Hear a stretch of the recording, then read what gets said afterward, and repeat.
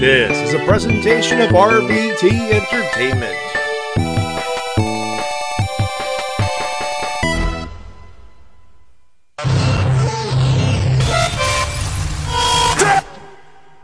Ladies and gentlemen, this is your main event of the evening. This is Ricky the Dragon Steamboat's cup of coffee in the big time, yeah. Cup of coffee in the big time. We'll go to NXT. We'll go to the CWC. Hell yeah. We'll be on 205 Live.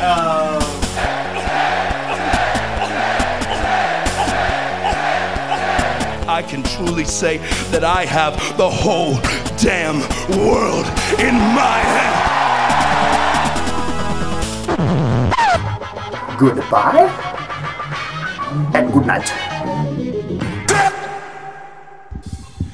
Hey, hi, hello, ladies and gentlemen, and welcome to the Wrestle-Cast, presented by RVT Entertainment on thebrokeninfinite.com, Podomatic.com, iTunes, and wherever else we find this fine audio recording, and live on RVT Entertainment's official YouTube channel. We talk about professional wrestling both in the mainstream and the independent scene. This is the best and worst of 2017 so far. Yeah, huge pop,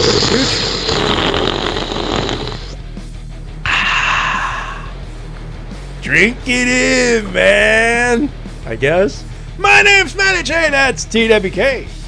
Hello, ladies and gentlemen, I'm TWK of TWK Reviews, and I'm here to entertain you. And that over there is my co-host for tonight's one night only show. That's right, for one night only, he is my co-host.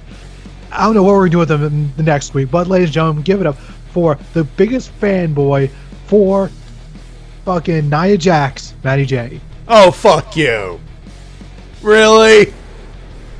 Well, I'll admit I like Nia Jax, but not that much. You're practically Byron Saxton.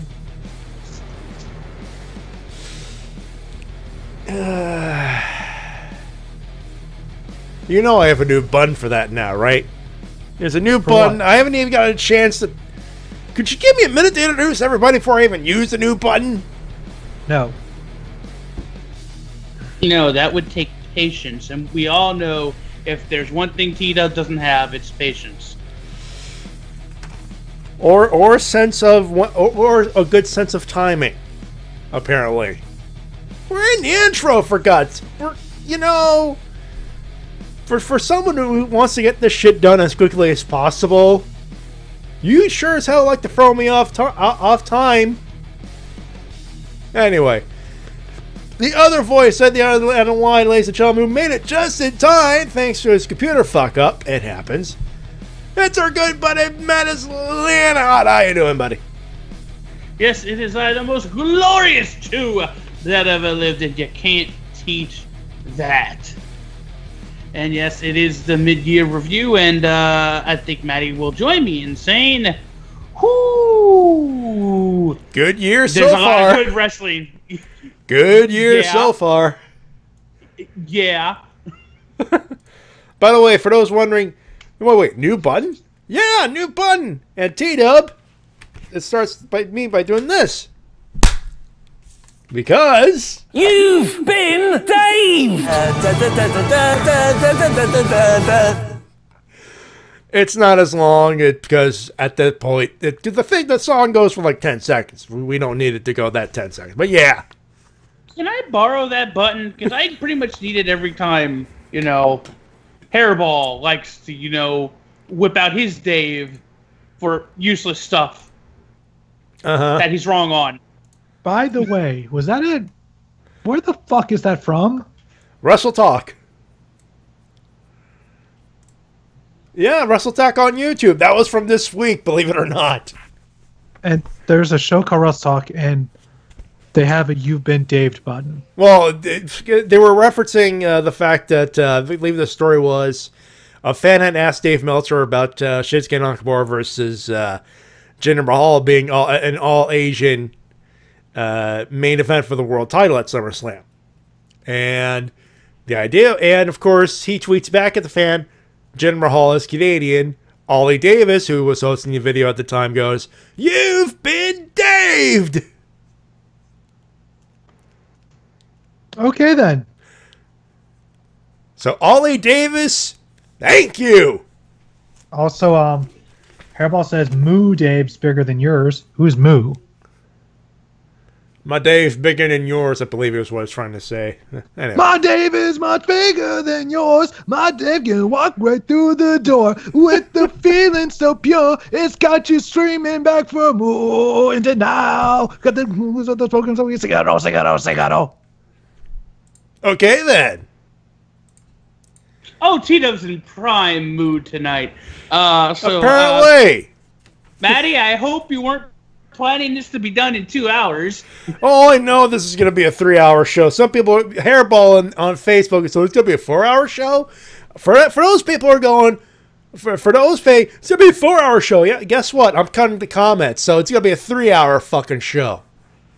And I will explain when we're done with the worst segment, of course. That's what we start with, of course. And, of course, your best in this second segment. Yes. I was going to say, if I knew that Tito would have been in prime mode, I would have gotten and hired the same sniper that the Oscars hire. You know, the one that finally shoots them if they go too long. Oh, that guy. And they don't take the hint from the music playing. Okay, I just know something really random that I have to say. I got some new body wash, and it has caffeine in it. And let me guess, you just took a shower before the show.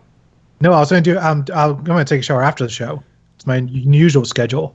Ah, okay. Makes sense. I knew something smelled rotten in here.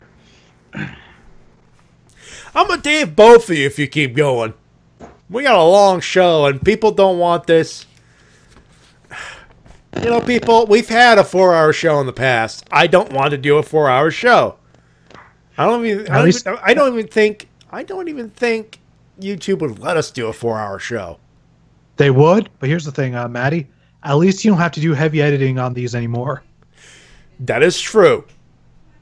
I remember when you were really angry about having to edit that 4-hour show. Yeah, that was on the old shit too, on the old computer, and believe me, 3 almost 1-hour segments on the old thing took a combined total of 3 hours to remove the background noise. So that's on the old computer. So and those old shows had like what? It wasn't just me and T-Dub. It was also Shades, and I think sometimes we had Mike Shell on. Along with many others. So, well, I'm talking particularly about like the mid-year reviews and the end-of-year reviews. Let's just do the thing so we can actually get some sleep before some of us have Holy shit, Mike Shell's not taking any prisoners. Jesus Christ. Yeah, he just kicked Doomslayer for 300 seconds. That's about 5 minutes. Fuck. Yeah, but here's the thing. They took tag in and out. This is a one-man show here. You know, I run all this shit while these two talk. So for those going for, you want a 6-hour show? Fuck you, fuck you, fuck you, and fuck you. No, let's be honest.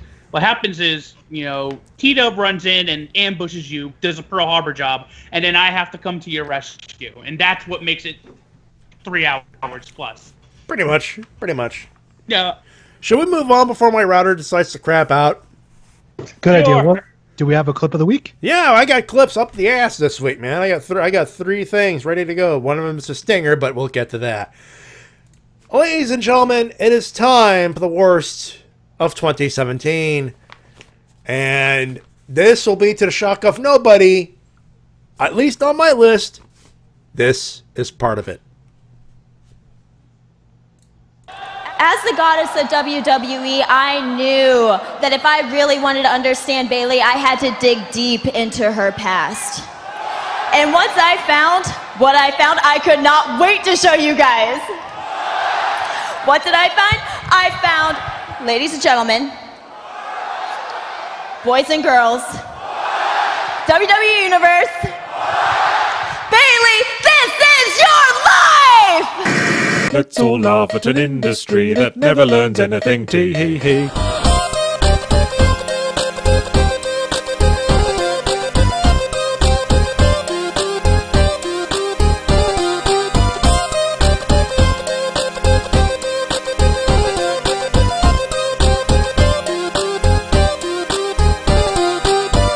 We're back. All right, calm down. I did.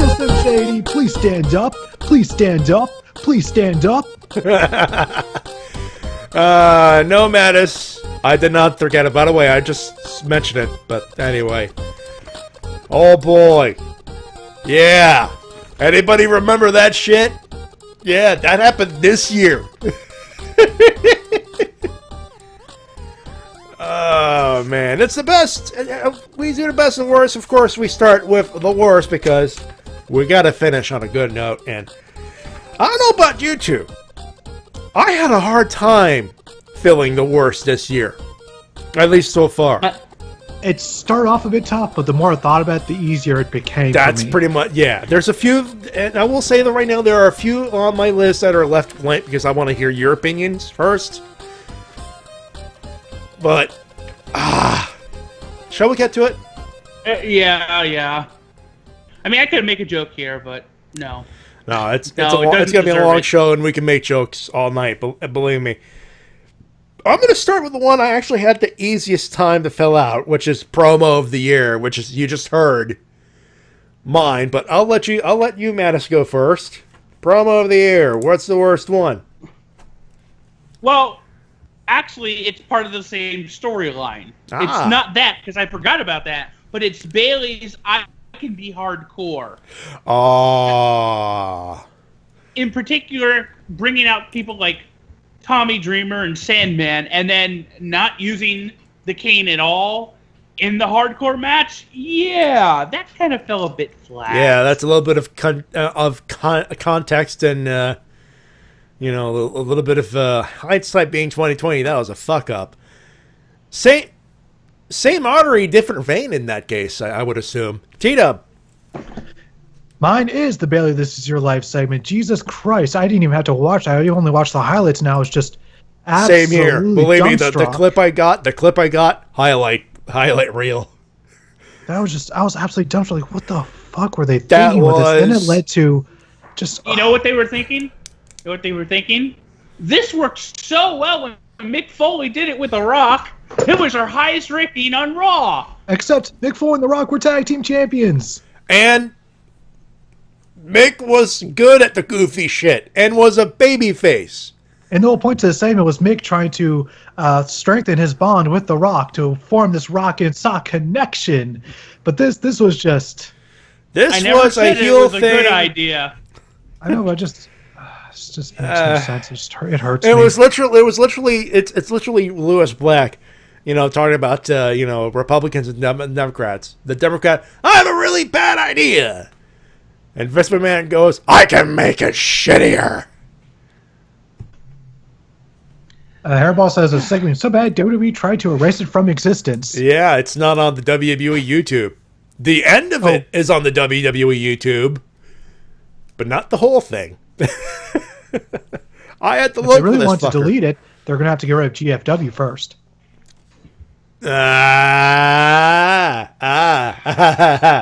Very nice. Very nice. We'll get to them. We will get to them bastards.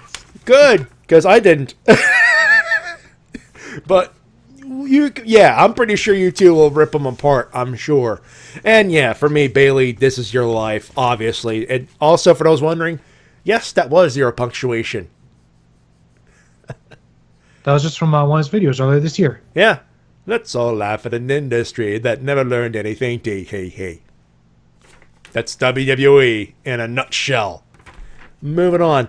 Hey, Matis, pick a thing. Eeny, meeny, miny. Let's go with TV announcer. All right, let's do that. Kick us off. All right, I have one, and I can't stand him. And why is he back on there, even though I don't watch the show? Because I can't watch it. But I hate him nonetheless because every review hates him. Josh fucking Matthews. Oh, boy. Oh boy, T-Dub. For me, David Otunga. Why? Because he's an announcer that was so bad, they told him that he was being moved to Raw, and he still has yet to debut on Raw months later. 2 out of 3 ain't bad. David Otunga is just reading off a script and has Vince McMahon and Kevin Dunn in his head. Josh Matthews is intentional malice, and that's why he's on my list. David Otunga is a byproduct.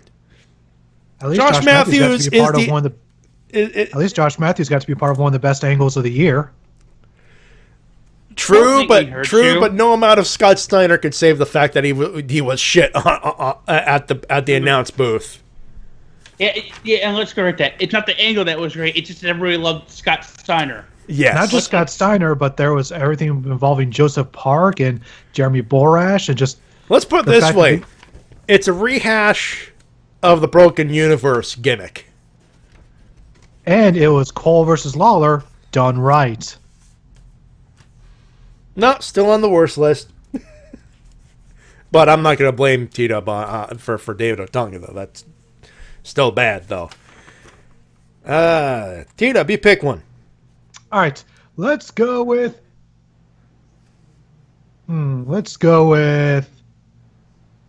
worst match. Matis? You want to burn this bridge right off the bat, don't you? Oh boy. Oh boy. She has not had a good week, and it's not getting any better for her. Bayley versus Alexa Bliss in a Singapore cane on a pole match. Ooh, yeah. Same here. Rules. Actually, I'm gonna break. This is not a sweep. Damn it! Orton, Wyatt, House of Horrors. That was a close second for me. I was thinking about that was a close. Believe me, same thing with Alexa Bliss and Bayley, and believe me, I'm still keeping that for another part. But the House of Horrors is literally WWE again trying to cash in on the Broken Brilliance, but not understanding why it worked.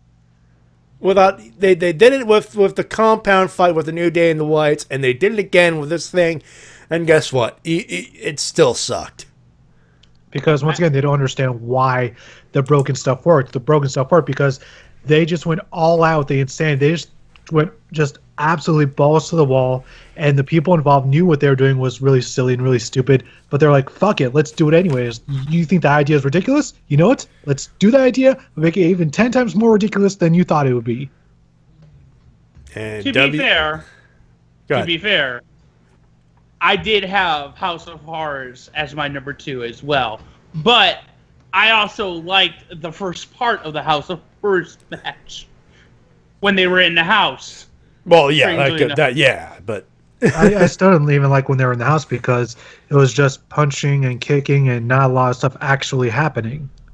It's when they decided we needed to somehow transfer this to the goddamn ring in, I think they were in San Jose. Yeah.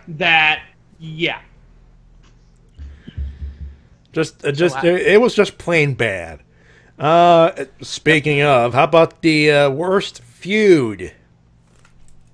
Matis? Worst feud? It's connected, and I'll say for several reasons. Wyatt versus Orton. Because as we established on Ref Down, Orton's the one who ruins everything. Wait, I thought Sheamus ruined everything. No, it's Orton. And then John Cena has to pay for his sins. So we've established this on Ref Down this week. All right, fair enough. Because John Cena is the Jesus Christ of pro wrestling. I mean, the initials are even the same. No. I knew I'd finally turn you, T-Dub. Welcome to the light. By the way, I'd like to spoil that my worst wrestler of the year is John Cena. Oh, by the way, T-Dub, worst feud. Bliss versus Bayley. Yeah. You just killed. Alexa is still survived because she's women's champion and she's actually a good heel promo. Bayley, it just flat out fucked up Bayley's babyface push. Period. To the point where the crowd booed her when she announced her injury. But then again, it's Bizarro World. But then again, it's Toronto. And then again, they liked Bayley last time I checked. They did. They loved her, but they ruined how the Shield's presented so much that they booed her. Vince, you had money and then you flushed it, you fuck. Anyway. Here's one I wanted to start. I originally wanted to start with this, but I'm like, you know what? Let's. They fucked up on blank. Oh, yes. I've been waiting for this one. I had a feeling. Go. I think this will be a clean sweep, though. They fucked up on TNA and the Hardy gimmick ownership. Ooh. You motherfuckers. Fuck you. And go fuck off in a fire. And I'm talking about TNA/GFW. D-Dub? Bailey. Good one. For all the explained reasons. For me, Austin Aries. Oh, yeah. Oh, yeah. Oof. One of the best wrestlers in the world. One of the best talkers in the world. And he's proven that, by the way. And he's so damn good he put a banana over. And you let him slip away. You let him go because he's a cruiserweight. Former two-time Ring of Honor World Champion. One of the best heels this side of the millennium. He literally won world titles in every promotion except WWE, it seems. You had gold in your hand. And you... In their hands again. You fucked up. And Hairball says they fucked up on splitting up tag teams. Well, that goes without saying, but that goes with worst promotion. Gee, I wonder what match is going to pick. I have a feeling it's going to be someone over Dixieland. You would be correct. TNA and GFW. I'm shocked that you're not more upset about how they have pissed everybody off with their money grabbing or attempted money grabbing of the broken gimmick. You know, I would be. I think I'm more disappointed. With me, the reason they're not on my worst list because I judge everything by what they put on television. When I put on television, because of that, I have to put WWE on my list because Raw has been so bad that I can't watch it anymore, and 205 Live has been so forgettable that I don't even bother watching that. So, by default, I have to put them on the list. Yeah, as my worst promotion of the year. And that's the reason why it's on my list as well, though I'm splitting it with Anthem Sports and Entertainment. Not TNA or GFW, because the promotions themselves, TNA or GFW, have put up some decent product, in all fairness. I watched, what was it, Slammiversary? Yes, Slammiversary is way better than WrestleMania, Jesus Christ. You know, I'd say that's saying something, but WrestleMania wasn't that good, folks. That is sad. I know, but every match on Slammiversary was either good or amazing, somewhere in that range. There was nothing even mediocre on that whole show. The only problem I have with the ending was decent. And you had Taker retiring over and putting over Roman Reigns again. Fuckers. Anyway. But you know, Anthem and Sports Entertainment got a honorable mention for what Matt has brought up. But again, I can't really put them on worse if they had some good matches. Let's be honest. I just feel bad for T-Dub, and it's not my fault. It's WWE's fault for making him forgettable. But dude, you are missing great matches every week on 205 Live. Yeah, but again, I mean, they've got so burnt out on it that I just don't care anymore. I don't care about the cruiserweights. Let's be honest. They fucked up on the cruiserweight division, and they burned a lot of bridges by doing that. Doesn't matter, dude. Let's be honest. I was at the SmackDown Live in November. Yeah, 205 Live had some good matches. guess what? People still fucking left. Yeah, because it's fucking 10 o'clock at night. No, because there were some people still interested, but people still wanted to leave. And half those people weren't interested in what the fuck happened after SmackDown. Period. That's why they should just film 205 Live before SmackDown. They should, but they don't. This is not for this show. This is something for another day. But that's getting into how do you fix 205 Live, and there's many options, but we're gonna move along. We're gonna move along here. Worst wrestling show. Can I say Raw and move on for everybody's part? Let's see. Did I put? Yep, Raw, my worst wrestling show. I put Raw, but I do want to put the Avocat. I put Raw because of what's happened at the beginning of the year. Raw's been actually really good the past month.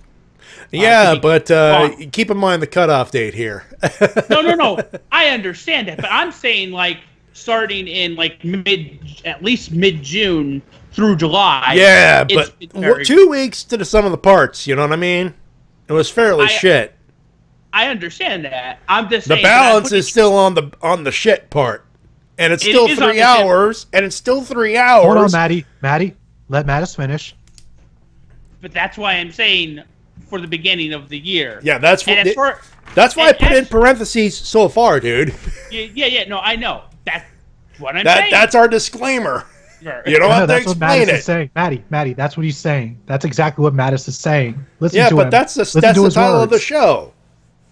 He knows this, and he's like, just let Matis finish. I'm trying to help.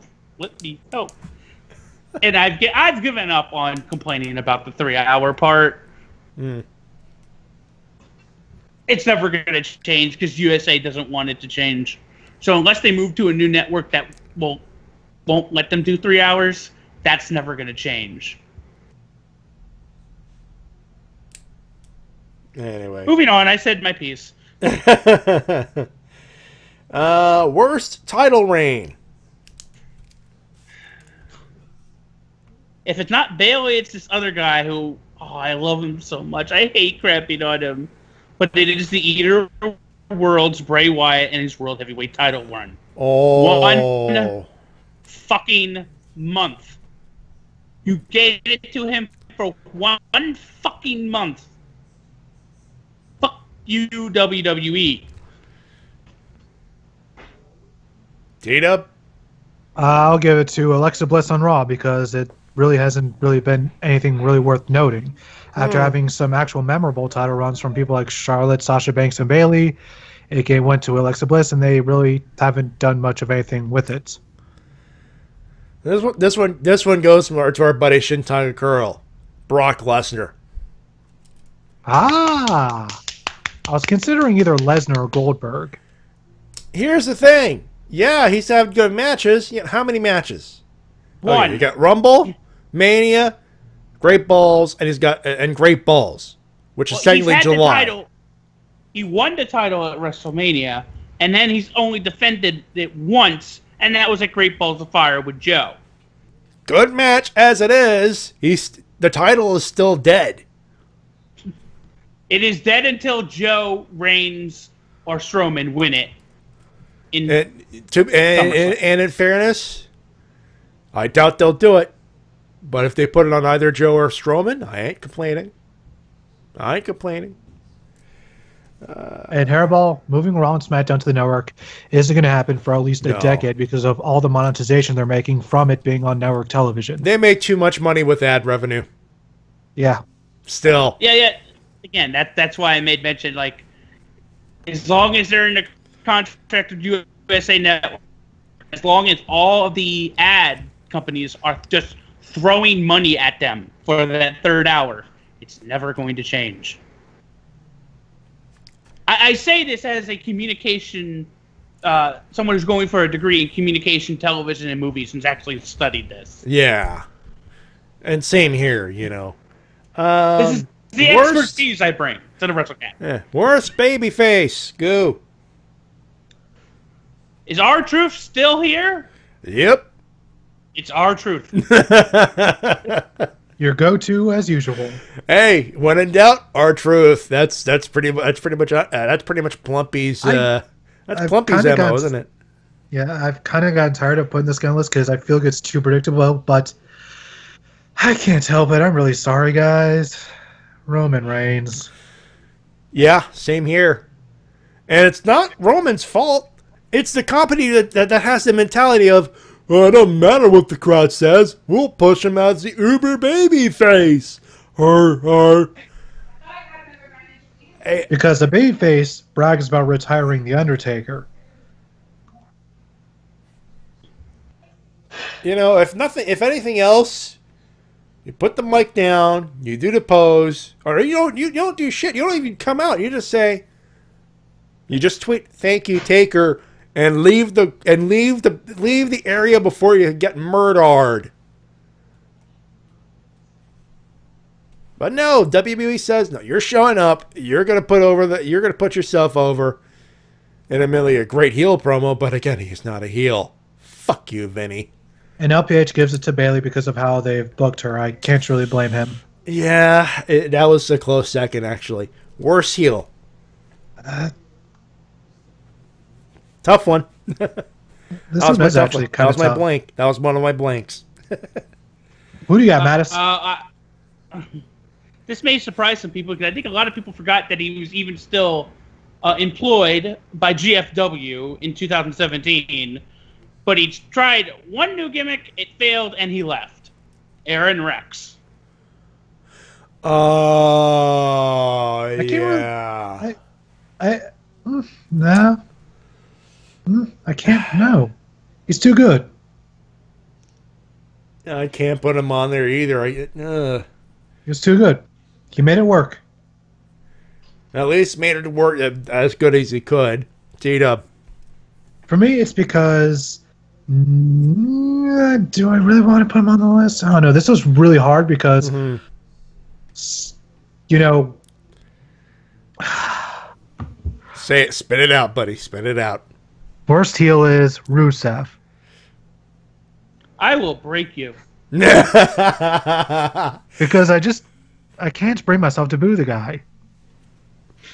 That could be said for a lot of heels. I know, but it's especially true with Rusev because he's fighting for the honor of his country. And I'm like, yes, fight for your honor, dude. Be awesome. And Cena's like, no, you not fight for any honor of any country except for America because we only believe in America and your country sucks because America. And I'm like, why would I cheer for you, Cena? You like America way too much. I'm going to cheer for the guy who's proud of his country. I just thought of somebody. Dolph Ziggler's still a heel, right? Oh, fuck. He hasn't even been on TV in like a month. Put him on the list then. He's worst heel. Why? What has he done this year? Other than put over Shinsuke Nakamura in halfway decent matches. He's done nothing after a while. Holy fuck. Yeah. Switch my answer to Ziggler because he hasn't done shit. Yeah. Yeah.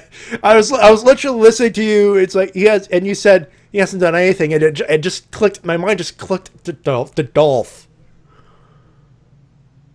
Maxwell says Lana, I guess. Technically, Lana could be, I guess, because she keeps getting cheered. Mike Shell, we're friends. I'd like to keep it that way. Are you saying no one's allowed to say anything negative about Lana? Hey, dude. I will defend my waifu to the death, sir. Damn it. I think Rusev might have a few words to say about that. Yeah. Somebody give me a pail of paint so I can climb up a water tower to defend her honor.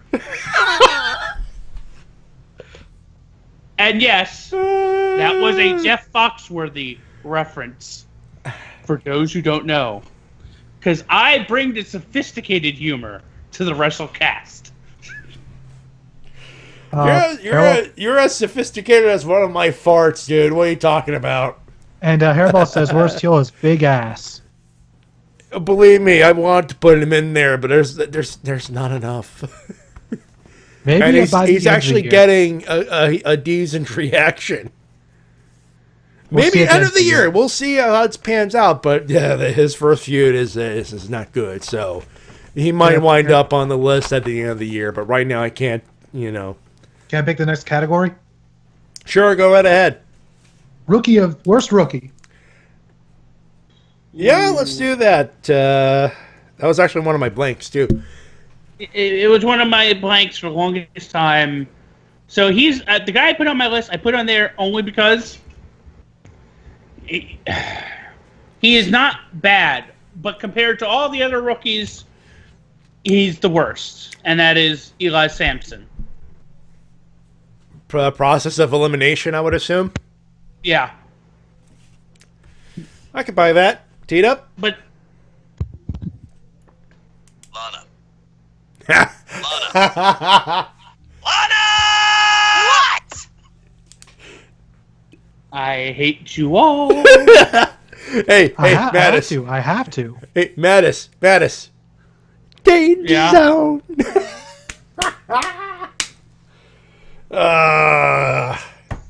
You know what? Airballs? Oh, wait a minute. What did you... no, honestly, I didn't hear what you said. Lana. Yeah, Well, at least Lana's got charisma. That can be more than be said than another. I know, but has she wrestled in 2017? Has Eva Marie wrestled in 2017? The answer is no. She doesn't belong in any list. Thank you. Moving on. But apparently she's a legend. She's a legend only in the mind of you and Mike Schall. Yeah, no. Thank you. Matty Jay. I'm leaving it blank. I can't think it. Elias Sampson could qualify, but he's had decent matches. So I can't, he just has a weird gimmick.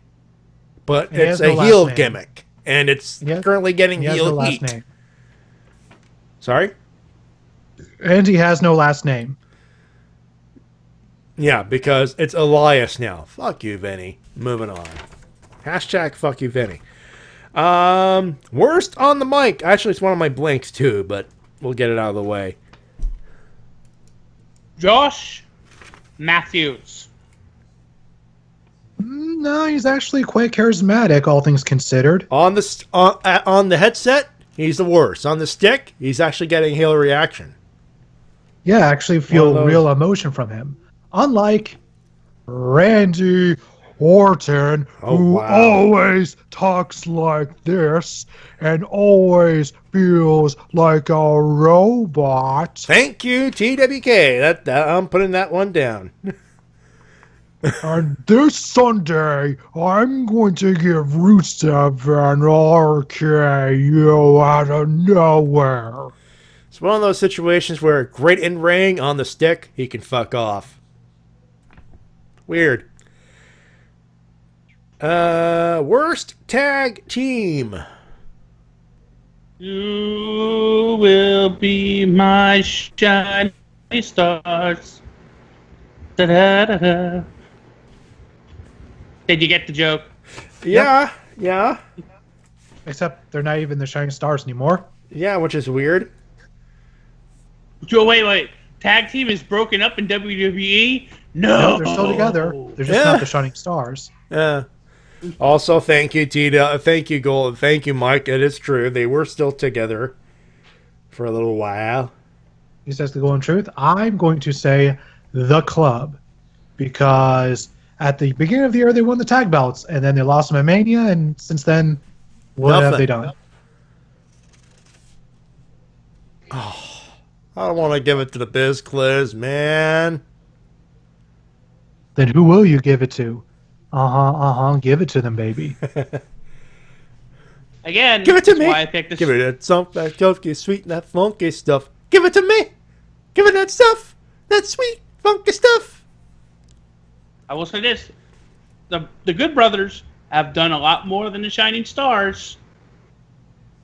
But not the Golden Truth. They suck. Oh, Hairball just got a good one. The Revival, because they just couldn't catch a break. Oh yeah, though that on my list, but for a different category. But you know what? Yeah, I'm putting it Golden Truth, and let's get to that. The comeback of the year. Worst comeback.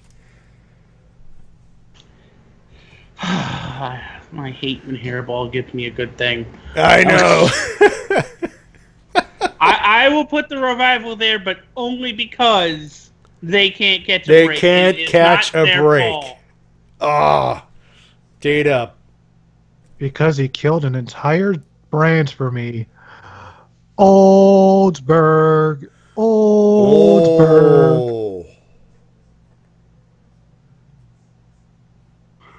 Yeah, I could see that. I could totally see that. The Revival. A, because fuck the Revival. And B, you know, okay, first the broken jaw. Now the other guys, they just can't catch a break. I almost feel like they might be dead in the water now. That's got to kill them. And the worst part is they are a decent tag team. That's the thing. Just out of the gate, they trip up.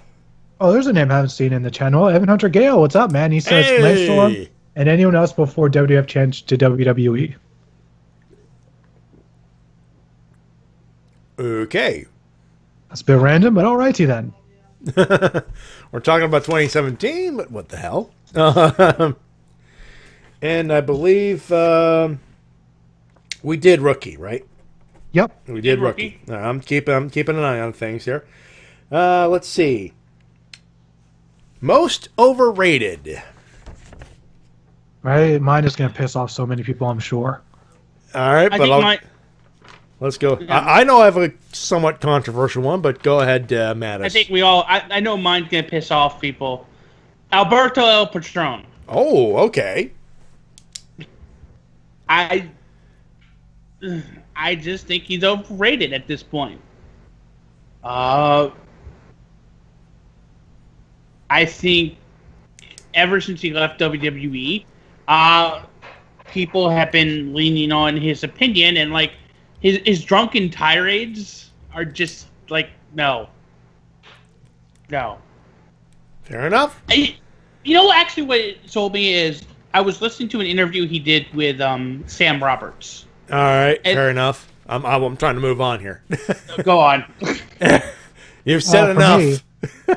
For me, it's someone who was talked up a lot by Kevin Kelly on the announce booth, but someone who just hasn't really clicked with me, and that would be Yoshihashi.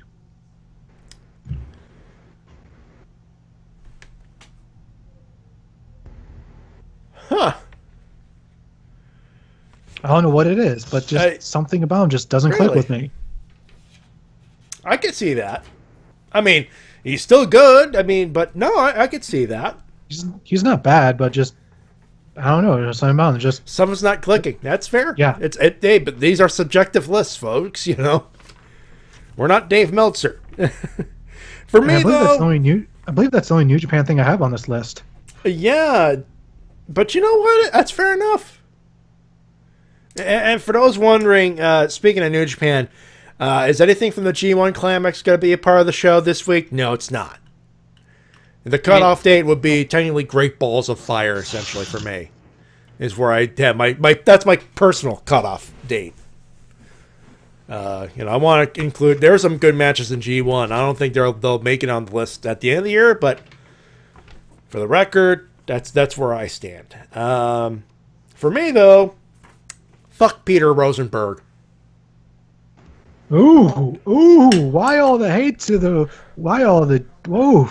First off, he's got a Sirius satellite radio podcast show. So does Sam Roberts. I think Sam Roberts is better. Two, Sam Roberts can be very entertaining, yes. Two, he's got Bring It to the Table, and he does a shit job of hosting. I've never seen it, so I unfortunately would not know. Give me some examples. What are some of the problems you have with them? You know, it's something seems to be like he's trying to represent us.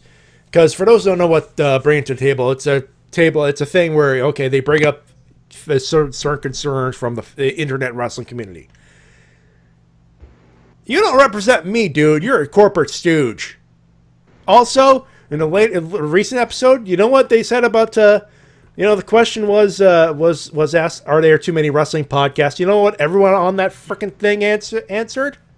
Yes. Yeah, I know. I saw that. So you know what? From now until the end of time, fuck Peter Rosenberg. If I didn't have this fucking show, I'd be going fucking nuts. Matty, to be fair, there are too many wrestling podcasts. Who the fuck cares? To be fair, I think they were trying to talk about professional wrestlers podcasts. Because it seems like every wrestler that's retired now has a podcast. Let's see. Ric Flair has one. Stone Cold has one. Chris Jericho has one. X-Pac has one. Lance Storm has one. Taz has one. Judy Bagwell has one. I'm pretty sure Conan has one. Jim Cornette has one. Vince Russo has one. Let's put this. Well, yeah, duh. He always has one. But no, I'm just saying generally. Fuck Peter Roseberry. He says there's too many wrestling podcasts. Fuck you, dude. God damn it! All these damn doing all these flippy shit. I can't stand all this flippy shit. Yes, can't stop watching it. God damn it. Yeah, but so did Corey Graves and JBL say there were too many. Are you're gonna seriously now hate on Corey Graves? Choose your words carefully, Matty. Also, LPH, I think we're all solid monster guys overall. And I happen to be a John Pollock guy myself. Well, a live audio wrestling. But that's just me. Anyways, moving on. Yes. Moving right along. Manager or non-wrestling talent? Stephanie McMahon.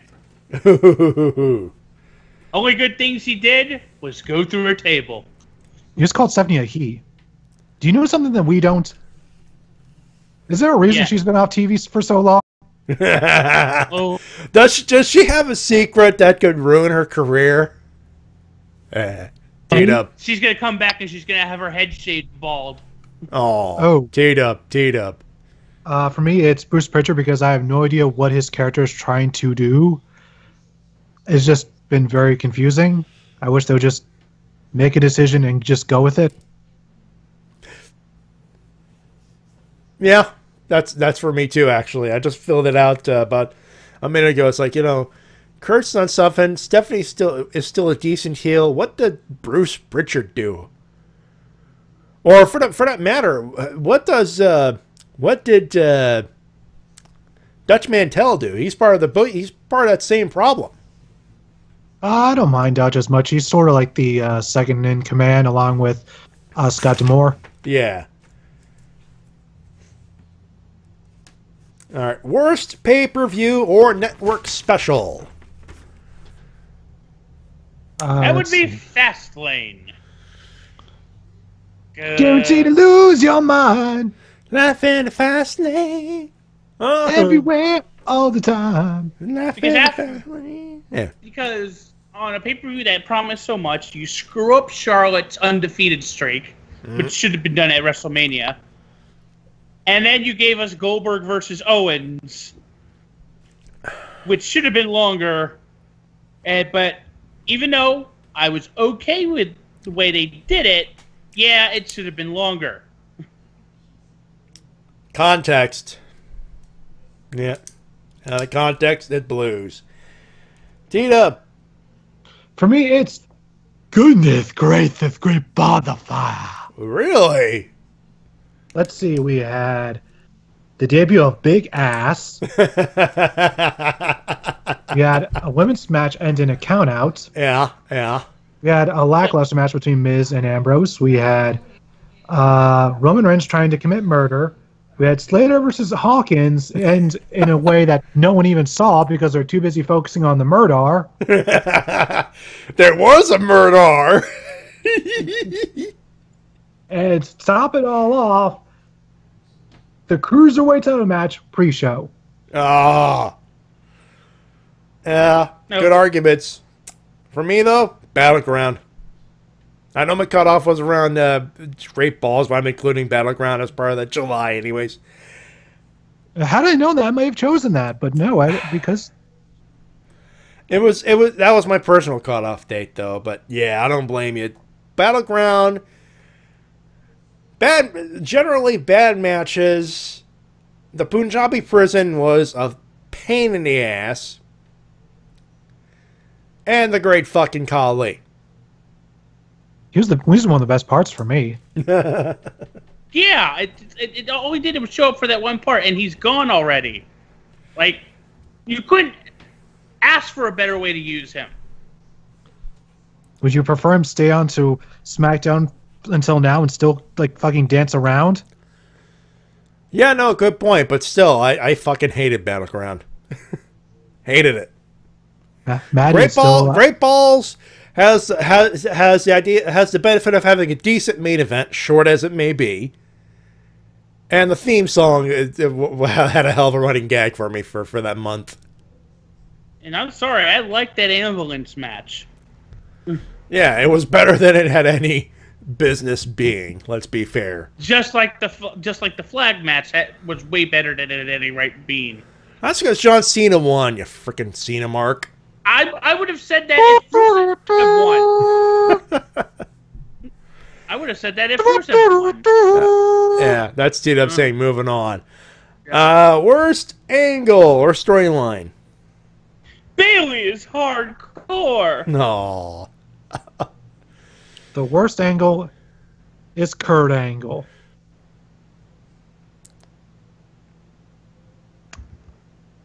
Can I hurt him now?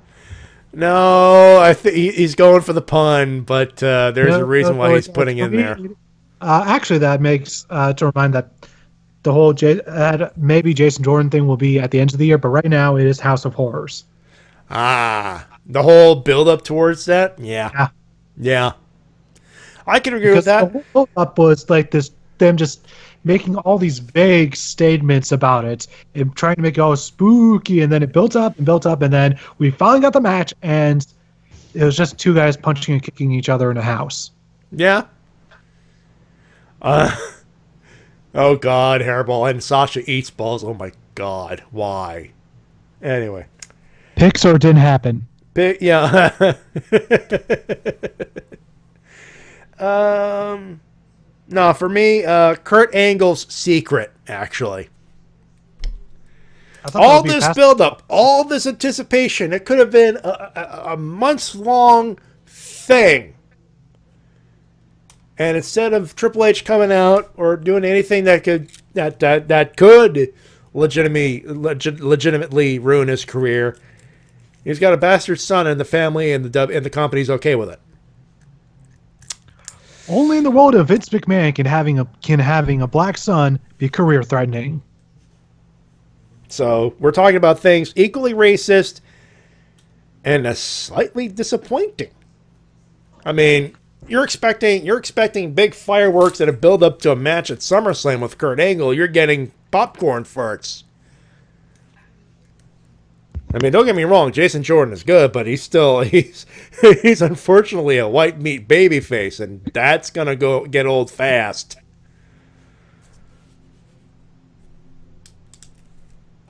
Though I will say this: I am looking forward to The Miz versus Jason Jordan for the IC title. That's gonna be a good match. Hopefully, the match will be better than the angle. I am knocking on wood. Let's see. Moving on to the list. We're almost done, boys. We got a few left. Worst gimmick. I thought that's where you were going to go. Yeah. We still got worst faction as well, but we'll go with gimmick first. I really got nothing. That was a tough one. It's a tough one. For me, it's because I don't know what his gimmick is even supposed to be anymore, and that's Bray Wyatt. Yeah. For me, I liked it better when it was the Patrick Clark experience. He's on NXT. He's doing the whole Jimi Hendrix thing and everything else. And I kind of like, okay, I can vibe with that. I'm not completely digging it, but I want to see where it's going. And then it goes into the Velveteen Dream.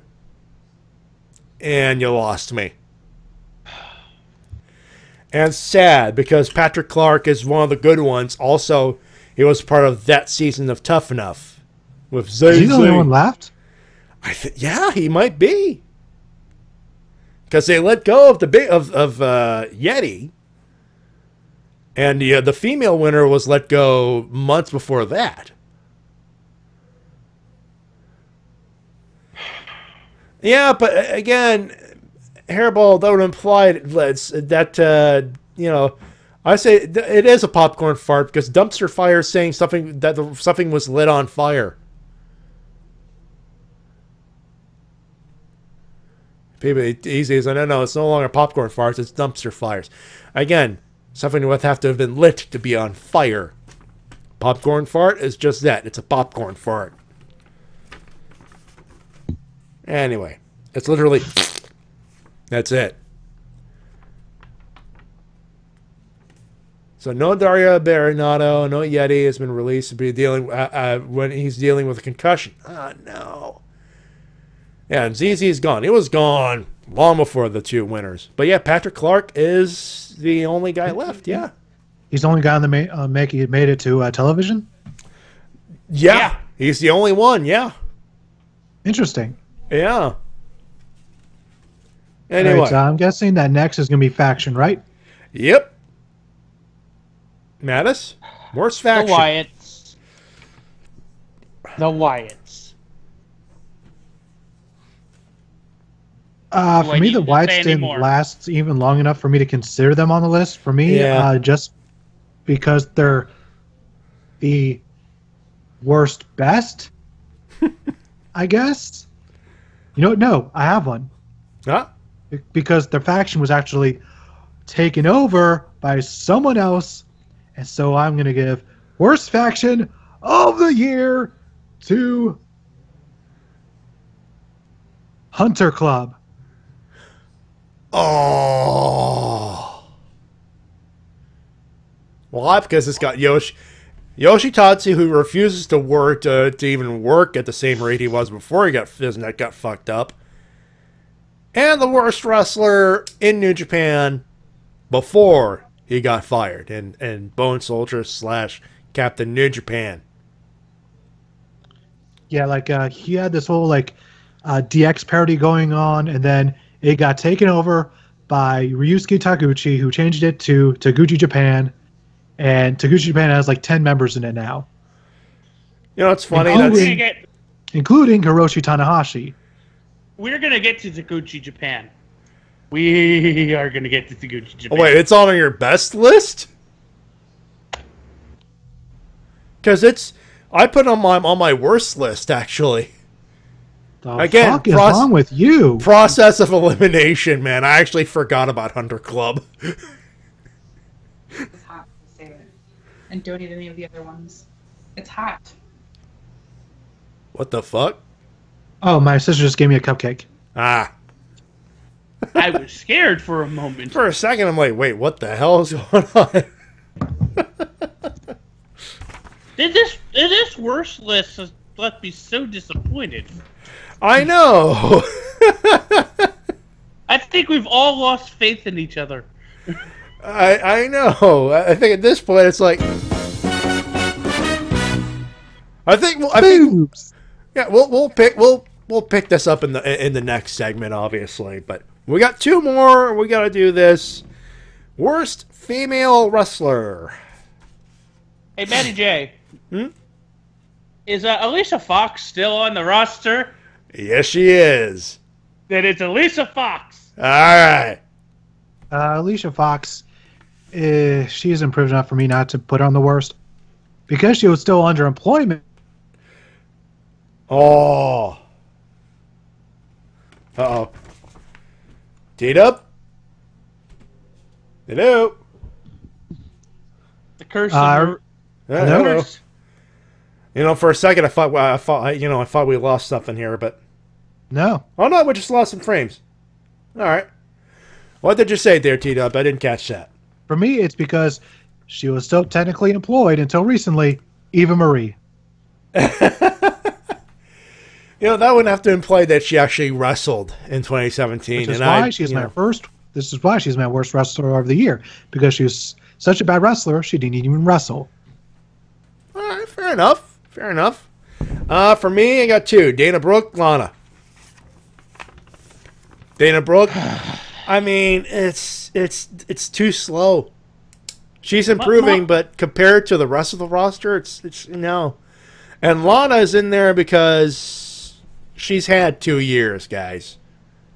She's had 2 years between Between WrestleMania last year in Dallas to now, that's too much time to have to be that shit. Bottom line it. Must you pick on all my waifus? First off, she's not your waifu. It's Rusev's. I don't think Matty understands the term waifu. Oh, I know. I understand the term waifu. My waifu happens to be Bailey, and I feel bad. Believe me, it sucks to give her some on this list, but we got to be objective, or at least I got to. Anyway, worst wrestler. Huh? Oh, hello, Devil. How you doing? Hey. Hey, Matty, I got a question. Sure. Is R-Truth still employed with the WWE? Yes, he is. Yes, he is. It's R-Truth. R-Truth is he's too good. He has too much actual talent, and this person actually does have talent, but I feel so bad. But processes of elimination. I don't want to say it. Say it, dude. You got to. I don't want to say it. You got to. I don't want to. Dude, you got to. I will hit you. You will be Dave. The pimp of pimps, the greatest pimp in all pro wrestling, James Ellsworth. Yo, for a second, I thought you were going to go Yujiro Takahashi. Had me going. No, I have R-Truth in there. Cannot fault the guy for bumping that good. So just because he bumped just good enough, he avoided your worst list. Yep. Also, Reverend, didn't we tell you at 9 p.m.? Yes. Poor guy's gonna be pissed off. He just missed the worst list. I think he'll be happy because now he just gets to hear us praise stuff now. That is true. That is technically true. And Devil said he overloaded himself on Keijo. Huh. Isn't that one show with all the booty? Yeah, that'll do it. Is. Yeah, that'll do it. Matt, am I correct? Is that the show with all the booty? Yeah, it's actually one of the best shows of last year. Because of the booty? By the way, no, it actually got very good story, and it's there's a lot of reasons it's good. It's not just the fan service is actually very tame as far as sexual fan service in that show. Oh, that's good, Devil. Also, Reverend, I was at work and I just got back. I feel bad for you. And Keijo's... Are you serious? It's becoming a real sport? What? What? Yep. I believe it's Sweden? It's Sweden or Denmark? Damn you, Swedes! Thank you, Swedes. All right, fair enough. All right. That being said, this is normal. This is the list of the worst of 2017 so far. You know, disclaimer: this is so far. Give me a second, so I think I'm about to sneeze. Gesundheit. Yeah, alive, everybody. It's awesome. Allergies, everybody. Also, I have to read this comment from Devil. I saw a girl judo throw another girl with her erect nipple. I think we may have found the perfect match for Joey Ryan. Oh my God, maybe. Anyway. Yep, that happened in the show. I wish I could show you guys the face that I'm making. Anyway, this is normally where I would say it's time for the emails and comments of the week. However, we're already an hour into the show. And we still got another...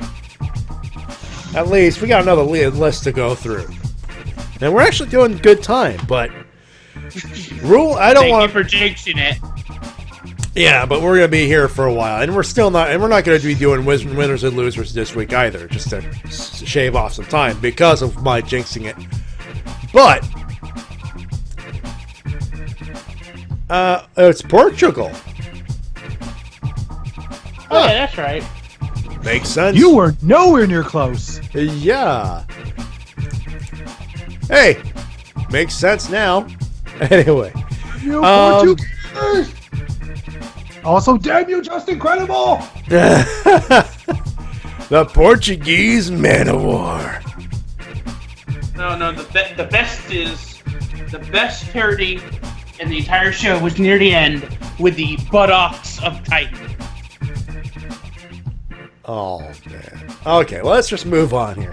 Normally is what I read the comments, but rule is during this show we do not do emails. So for the three of you who did send emails, it'll be Dart Mortimer, Francho Taku, of course, Hairball, who I say, did I make it for the comments? I say, yeah, you made it, but we're still not doing it. Send another one for next week, guys. I will say this though, there is one that I gotta read parts of it, the story parts of it, just for the sake of it. By the way, it's brought to you by Japan World Heroes. By the way, this episode is brought to you by Japan World Heroes. Myself and Easy will be going there. I'll be there August 26th, the Saturday only because I'm flying back the next day. But it is on between the 26th and the 27th. Pasadena Convention Center, Pasadena, California.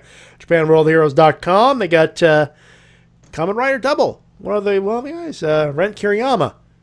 Doing it. Shotaro is going to be there. So, looking forward to meeting the gentleman. By the way, that means in 2 weeks, no Wrestle-Cast. Yeah, that's actually, no, we still have to do a Wrestle-Cast, though. SummerSlam. We got to do the review. And I will review what, the night of? I'll talk to you after the show. So I have a couple of ideas, but I want to see what your schedule is before we lock in a date. We may not be doing it live, but we will record something. Just because we love you so much. Yeah, and it's SummerSlam. We can't necessarily miss SummerSlam here, guys. May, don't you mean Super Slam? Well, it is 4 hours. Well, yeah. So, yeah, just because of that, no live WrestleCast, but there will be a bit so we could do the thing. And LPH, no, we're not going to be live on Friday. That's the thing. And if we do it Sunday night or Monday night or something like that, you might still be at Raw or something. So we're not going to do it. But one thing we are going to do is Rangers Top 5. And, yeah, no, there will not be a WrestleCast then, November 3rd to the 5th.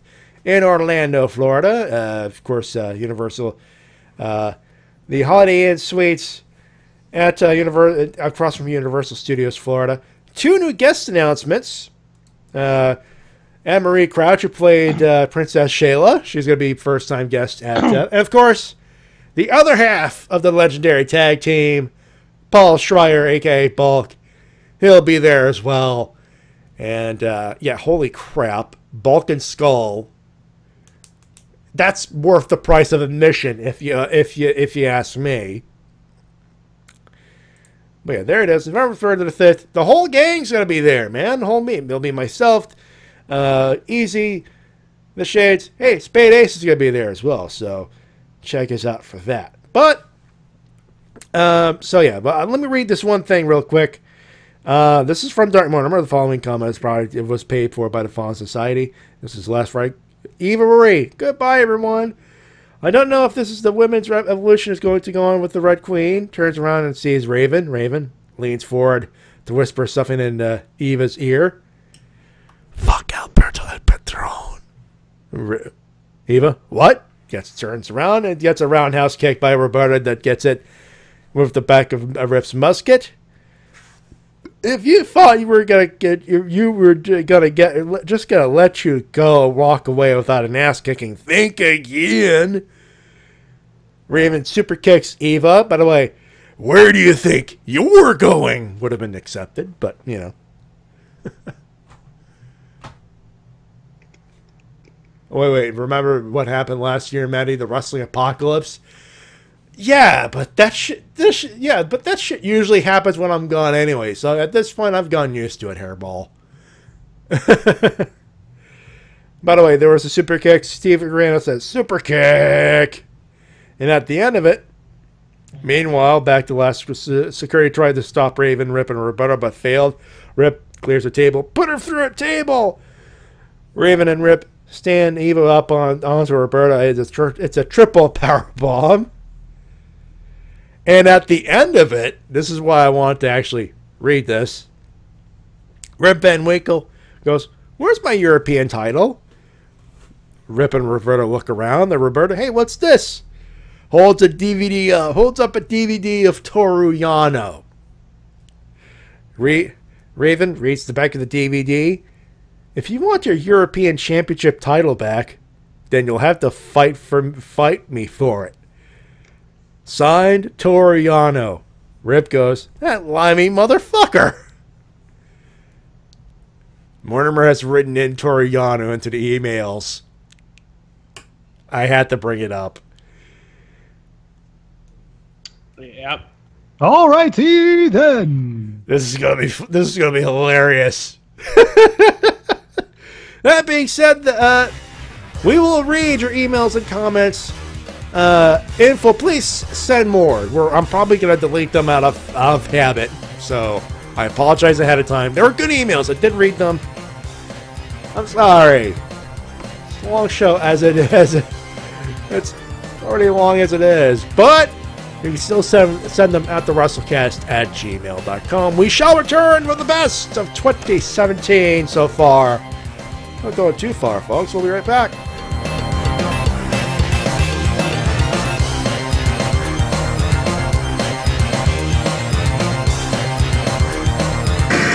And now a word from our sponsors. Think he's ready? I think you'll crack this guy off. Okay, guys, keep it clean. It's gotta be a ring-a-ding-dong dandy. Nice. Ooh, that's gotta hurt. What a move. He's airborne. Humpty's famous 4-egg omelets. Choose from 7 feature combinations. They're excellent. You know, Humpty, maybe we should be a tag team. You're out of here. This is WMOB Mobile. 12 on your channel dial and 12 in the TV ratings. I don't give a shit about winning the G1. To be honest with you, it's not even a real tournament to me. I see the same guys since I got here, sitting at the same table with a couple new faces over there. This is my second year. I'm seeing on social media that I've got to prove something. Fuck you. I ain't got to prove shit to none of y'all. I've been proving myself since the day I fucking set foot on this goddamn island.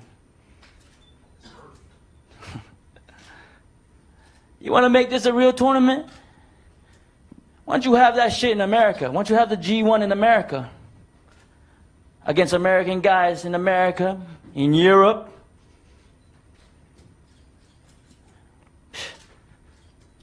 It's boring now.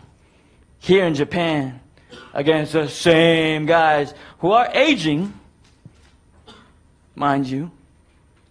You got young bucks like us. Shout out, young bucks, what up? Coming up, you got Kenny Omega, best in the world, the bout machine, leading the way for who? For Bullet Club. Bullet Club. Bullet Club has been leading this company for years. Years. Admit it. He didn't put y'all on the map. He didn't. Not in the world. Bullet Club put Sinihon Pro Wrest on the world stage. Prime example. G1 special in LA. If you all were there, packed house, sold out. 85% of the fans was wearing Bullet Club. Not Suzuki-gun, not Los Incognables, definitely not New Japan t-shirts. Bullet Club.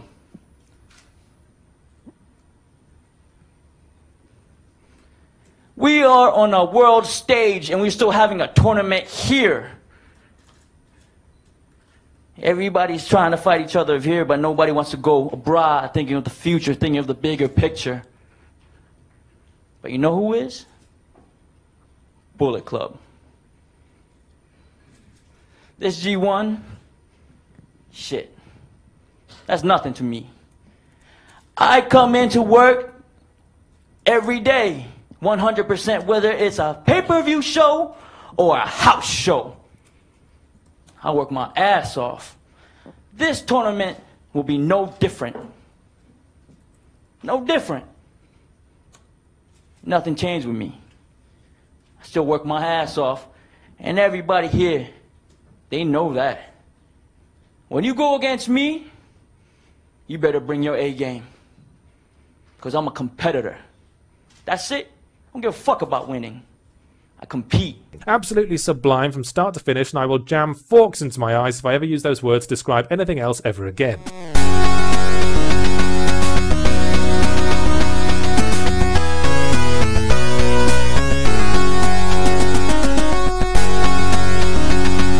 But the grass is green and the girls are pretty. Oh, won't you please take me home? Yeah, yeah. Paradise City, baby. Welcome back to the Wrestle-Cast, presented by RBT Entertainment on thebrokeninfinite.com, podomatic.com, iTunes, podcasting places, and live on RBT Entertainment's official YouTube channel. It's the best and worst of 2017 so far. And it's myself, Matty Jay, that's me, TWK, and our guest, Matis, and our guest, Matis Leonheart. Feel free to say hi. Hi. Yes, yes, you are allowed to talk for the following few seconds, and now please shut up for the rest of the show. Hey. Okay. We still need him to take care of stuff. Was it really that easy? Fuck no, it wasn't that easy, motherfucker. God damn it. All right, quiet, you two. And yeah, that was old school. That was the Orange Box, one of the early videos from Zero Punctuation. Yeah, I've been on a Zero Punctuation kick this week. Haven't that and Voltron Legendary Defender. Oh, it's been a good season so far. I haven't finished it yet, but it's been pretty enjoyable. I've actually, why the fuck I've not watched this when it first came out, I don't know, but I actually caught up with all 3 seasons, and yeah. 7 episodes is kind of a dick move, if you ask me. But you know, we're getting season 4 by the end of the year. Yeah, October, I think it is. Yeah, but anyway, I think so. It's the best of 2017 so far. This is gonna make us feel a little better, I hope. We begin like we began on the beginning of the show with the promo of the year, Matis. Yep. Promo of the year. I have 2. All right. Enzo's breakup promo. That was a good one. That was the wrestler promo. But then there's a sort of non-wrestling talent promo, and that's Adam Blumpier's Wrestling is Art promo. Ooh. The one from the Fuck YouTube Fuck YouTube show, I believe. Fight Back, something like that. Fight Back, yes. Yeah. Because if you think that wrestling is an art, listen to that promo and listen to the passion in that promo.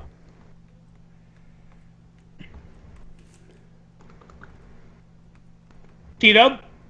For me, promo of the year goes to Cody after he won the ROH World Title. Yeah. I think that goes without saying on that one. That was a good promo. I believe it's not, if it's not a direct quote, it's paraphrasing, but I believe the part of the promo was, "I'm full time, I'm steroid free, and I'm the world champion."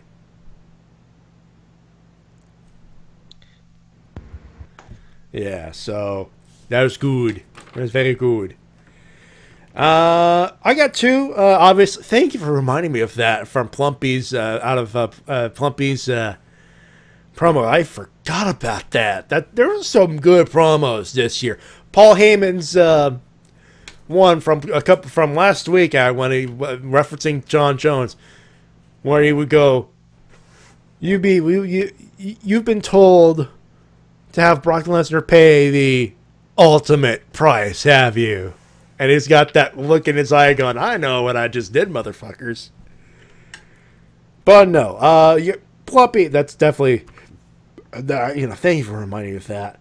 But the one I actually picked was one you actually heard, Tama Tonga's G1 presser. Worked shoot, but goddamn, there's some truth on those barbs. And the guy can cut a decent promo. He's a little slow. He get a bit of the raw audience what chant if he's not careful, but it's still a good promo. So that crowd would have to take a shit. I think that the promo is better seen and not just heard, because you see a lot better body language from him than what you're hearing. The body language, the clip itself, the wording of it is awesome. Don't get me wrong, and it's part of the reason why it's up there, but it's one of those, seek it out. It's up there. If not, actually, the actual press conference is on New Japan's official YouTube channel. You'll have to look for it, and it is written in Japanese, sadly, but you find it. There's also Michael Elgin's. Michael Elgin's got a good promo in there as well. Did a good job as well. So it is worth. If nothing else, you can watch it for Kenny Omega's reactions to everything.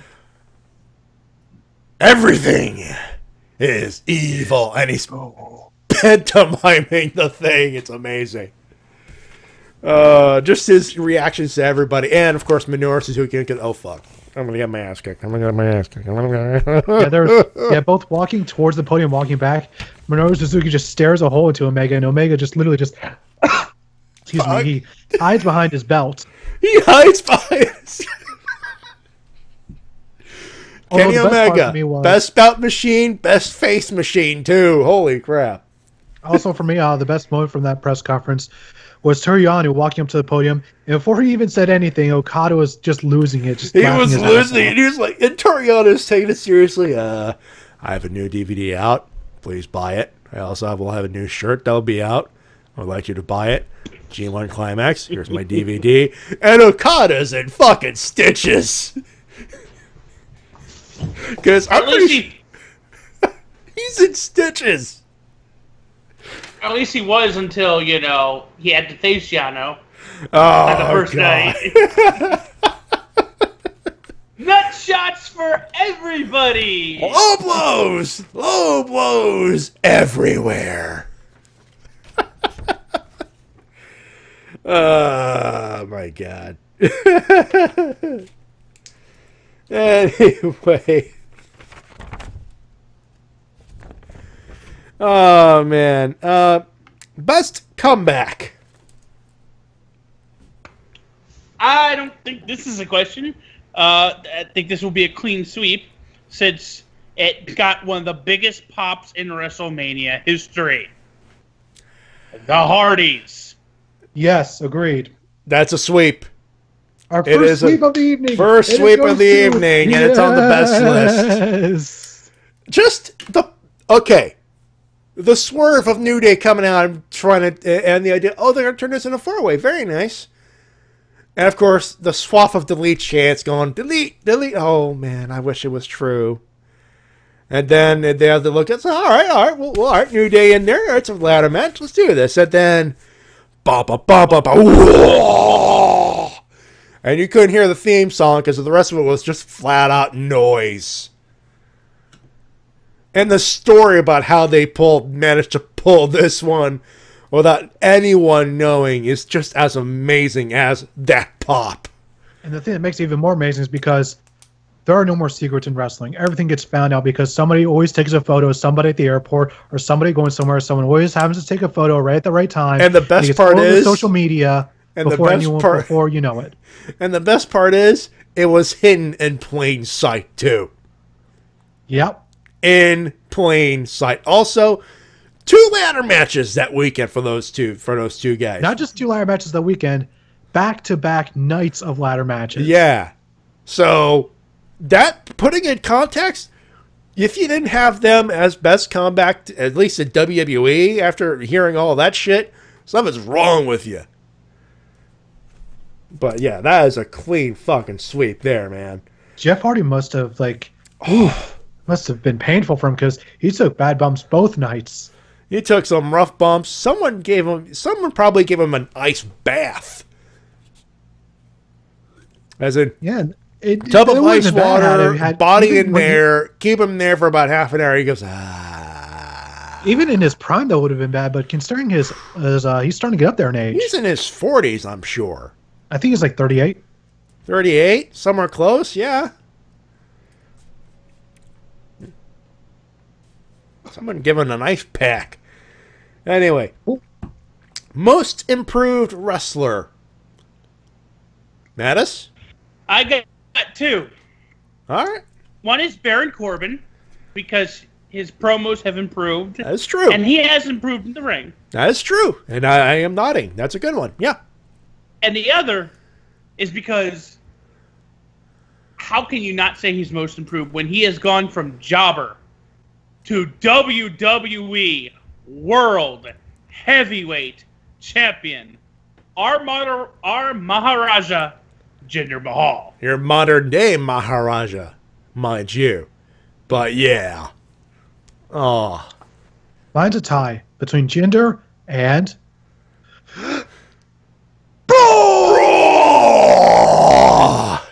I said it at the beginning of this year when we did our best and worst of 2016. The only reason I put him on the worst on the worst wrestler list last year was there wasn't enough to put him on the best list. And I said that what if he kept up the work that he kept up back then, he'd be on most improved. Okay, let's see. Couple of the best matches we've seen out of the Big Show against Braun Strowman. One hell of a feud with, of all people, Roman Reigns. And his promo skills have improved. His in-ring, I mean, my God, the guy's pulling off moonsaults and drop kicks.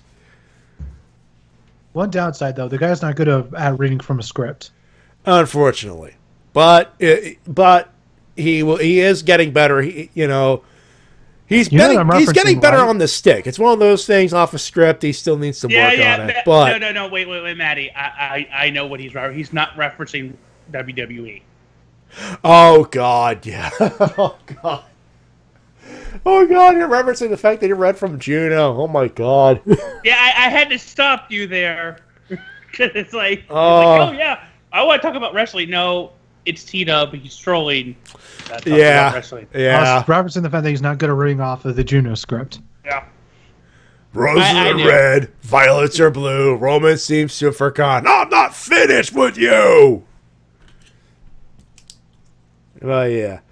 Braun Strowman. How could it be anybody else, man? I said I would do it, and I'm doing it now. And he's probably going to stay there at the end of the year. If he keeps that going, keep going. Most underrated. Let's get that bottom of the list. There's only one man in all of wrestling that is the most underrated. That's Kalisto. I would argue that, but that's a good choice, though. That's very, very good choice. There's so many I could have gone with. I could have gone with Austin Aries. Yeah. I could have gone with Neville. I could have gone with the entire 205 Live division because they're all being underutilized. And they're all being underrated by the company, it feels like. However, there's one person who I feel like some fans and some people in the business are underrating, and that is, it's Yano! Yano! Toru! I don't blame him. That's a good choice. Yeah, because when he had that really hilarious and well thought out match with Kenny Omega, there were all sorts of people shitting on it, and I watch it, and it's actually like it's really hilarious. It's hilarious, and it's really well thought out. It's a good one, and it's only because Toru Yano and Kenny Omega are such good wrestlers. So in my mind, Toru Yano, most underrated wrestler, and that's absolutely fair enough. But I went with Neville.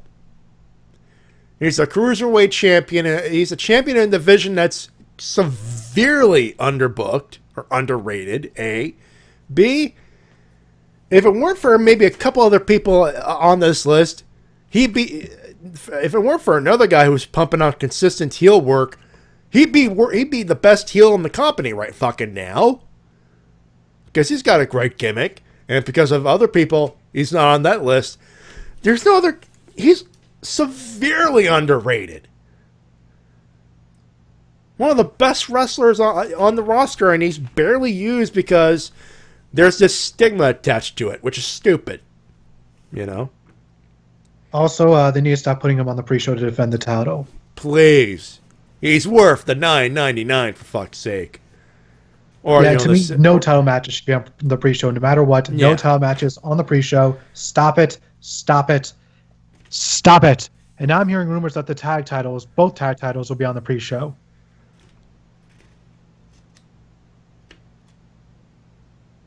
Okay.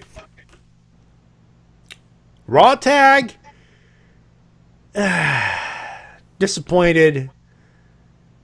But yeah, this is a throwaway. But it's like, wait, you're putting Dean Ambrose and Seth Rollins on the pre-show? Yeah, that is one of the rumors I've seen, which I hope is false. I hope it's false. I hope I'm pretty sure for their sake, I hope it's false. Also, New Day versus Usos is a money match. You don't put that shit on the pre-show. But that's a tangent that I want to get on there. Let's see. Where do I want to go here? Best rookie. Matis. He is the man. I have two.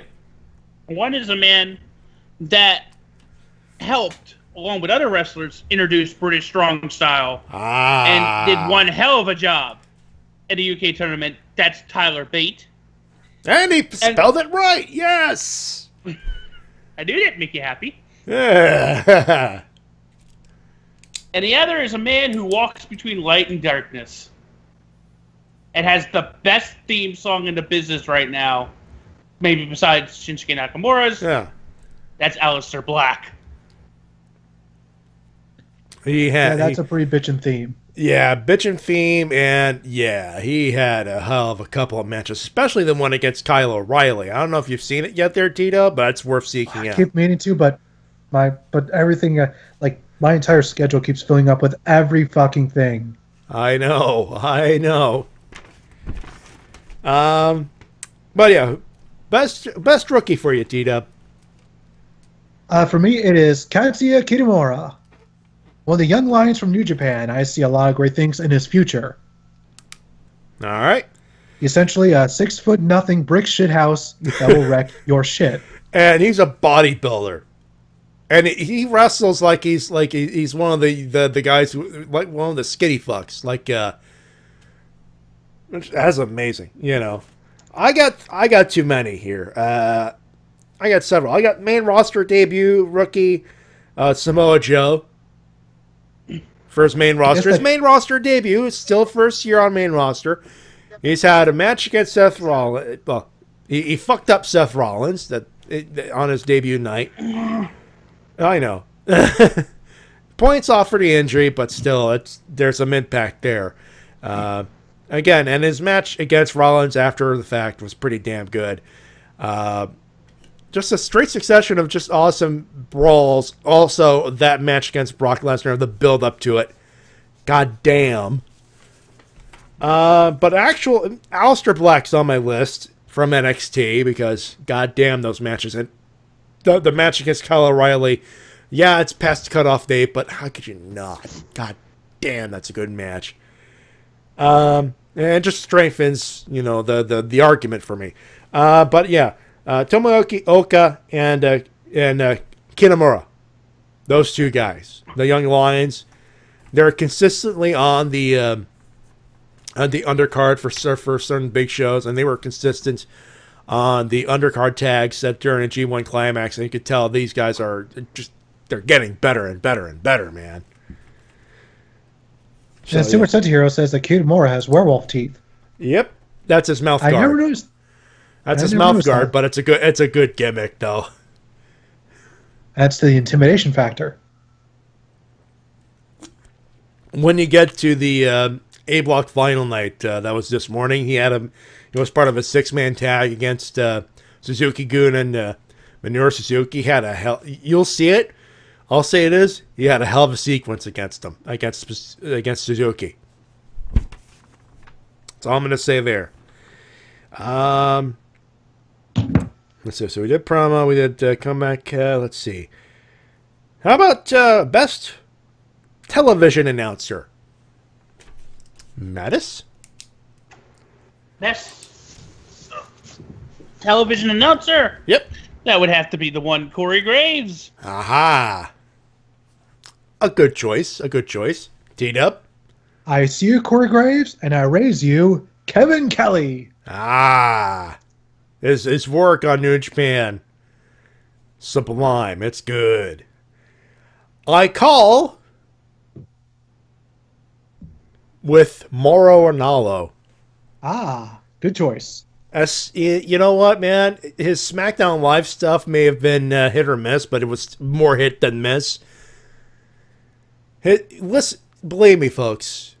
Get the network back up. Watch NXT on Wednesdays. The fact that he's on with Percy Watson, who is getting better, but he's calling matches with Nigel McGuinness. That's an Indie Marks wet dream right there, man. Plus, he gets to call Conor McGregor versus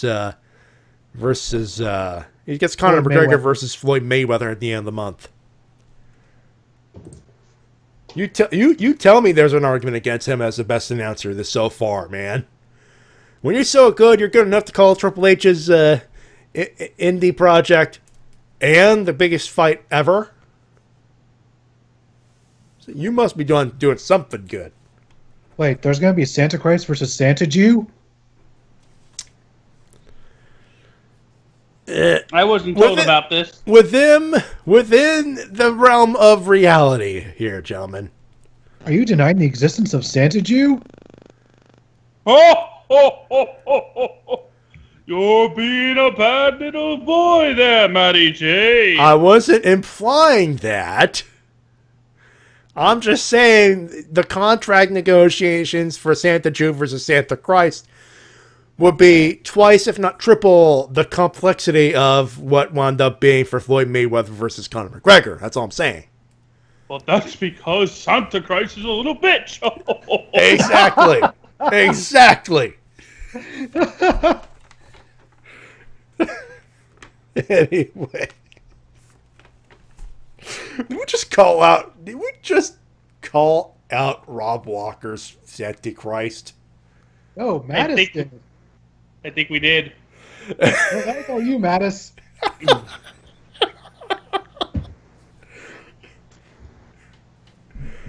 Oh my god. Okay, moving on. Best championship title reign, Mattis. A guy we mentioned earlier, since he's won the title, he has continued to make the division, in my mind, more reputable, whether you believe it or not. Yeah. And that's the Cruiserweight title of Neville. Cruiserweight champ, and he's still champ, so the fact that he's bringing stability to the championship is a good thing. So, yeah, I'm not going to blame him on that one. T-Dub. For me, it's someone who not only has brought absolute stability to a title, but prestige and honor, and somebody who makes that belt truly worth fighting for, and somebody who makes you just waiting with anticipation as to who will defeat him for the championship gold. I'm talking, of course, of none other than the Rainmaker, Okada Kazuchika. Can't blame him. He's close to getting number one on the longest reigns list, isn't he? I'm not sure about that, but it's pretty long. It's well over a year. Yeah, it's over a year. Also, Mike Corner, bad Fez, bad. I was like, T-Dub's describing Okada. He's going, Brock Lesnar. Actually, the IWGP Heavyweight Champion. That's a great pick. No, I'm not gonna lie. But I'm gonna raise you a guy from that same company that does exactly what. Wow, he's getting close to the number one. He's 417 right now, and yeah, Shinya Hashimoto is 489. Oh shit, he makes it through October. He's done it. All he's got to do is retain at past King of Pro Wrestling. Yeah, it's in September, right? Holy shit, yeah. It's close. It's close. Anyway, so Kazuchika Okada, great pick. This guy in the same company doing the exact same thing. Also, he just happens to toss the belt like a motherfucker. I mean, such a great heel and character work, and yet he's so fucking lovable because of it. Tetsuya Naito with the Intercontinental Championship. And LPH says Omega. No, he wasn't. Well, U.S. champion, but since July. But no, we're talking about best champion here. I know, but give it some time. Maybe Okada. Maybe Omega will be champion of the year by the end of the year. We'll see. Who knows? You know, it has to go with the amount of championship defenses as well. And both Naito's had some great title defenses too. So yeah, and unfortunately, Omega has not had a title defense yet because he has not had he's only had the belt, but he hasn't defended it yet. So yeah. Maybe at King of Pro Wrestling he'll defend it. Maybe. And there are a few shows before then, I'm sure. Also, and for those wondering, why Naito? It's like, yeah, he makes you want to watch this match. Just so you know what the fuck he's gonna do with the belt. And he turned it right into the hardcore title, right as I predicted. No, he Mr. Perfect, that motherfucker. That's what he did. That he did. And he didn't need no stinking hammer either. No, he just had the strength of his two arms and a turnbuckle post and some stairs. And the fact is, fuck this belt. I'm the champion. I'm going to retire. Fuck this belt. So, all the things Okada has doing, match quality, everything else. Another good one. Has a legitimately good one. Bobby Roode! NXT champ. The only difference between he and Naito is he doesn't toss the belt because it's too goddamn shiny. And Roode is too vain to toss a shiny belt. Gold thing, But you're so vain. Matty probably thinks this song is about him. I thought you would like the classic rock reference. It's still insulting me though. Also, you've been Dave. Anyway. It's kind of shocking he hasn't gotten more used to that button tonight. I know, but then again, we're laser focused here. We got shit to do. Plus, I'm not going to hit it. Plus, I'm not going to hit it every time I Dave you. That'd be getting too repetitive. Indeed. Anyway, let's see. We did promo. Best angle. By the way, I apologize if I be losing for because I'm actually started to get into pain. I've just started to get a toothache. After I say this, I'm going to be running quick up, muting my mic, while you guys continue. All right, all right. Me, and by the way, that's to get some iodine for my teeth. Never mind. Yeah, I know. For me, I have two.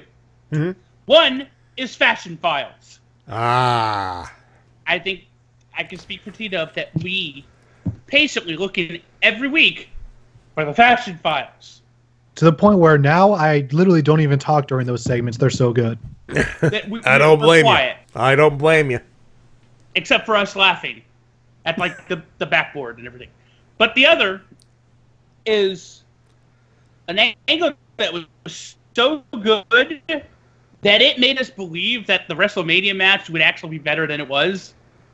And it was okay for what it was. We all knew it was going to be, but we had hoped that it'd be more just because of the angle. And that's John Cena versus The Miz.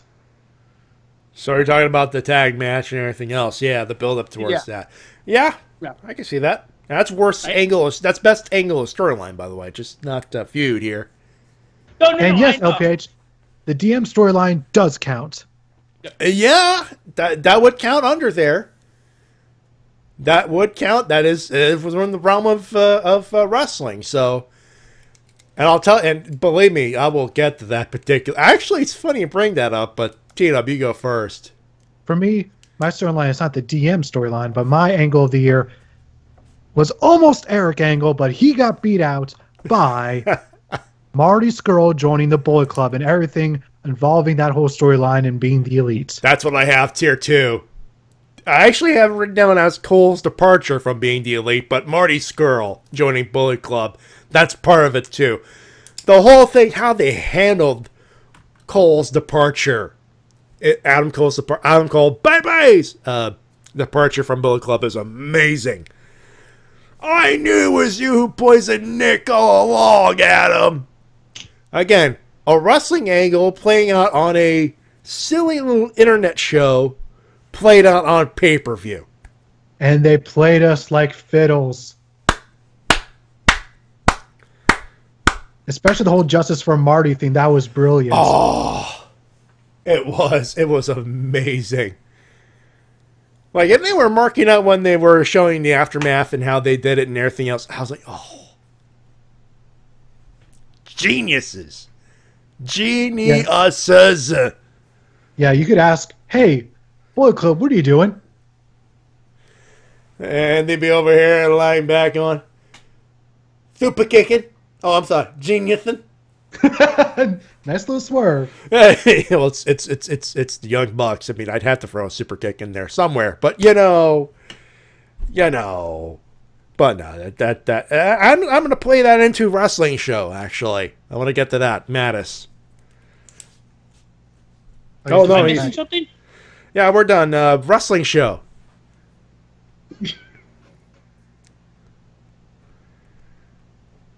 Oh, that's what happened. My headphones were.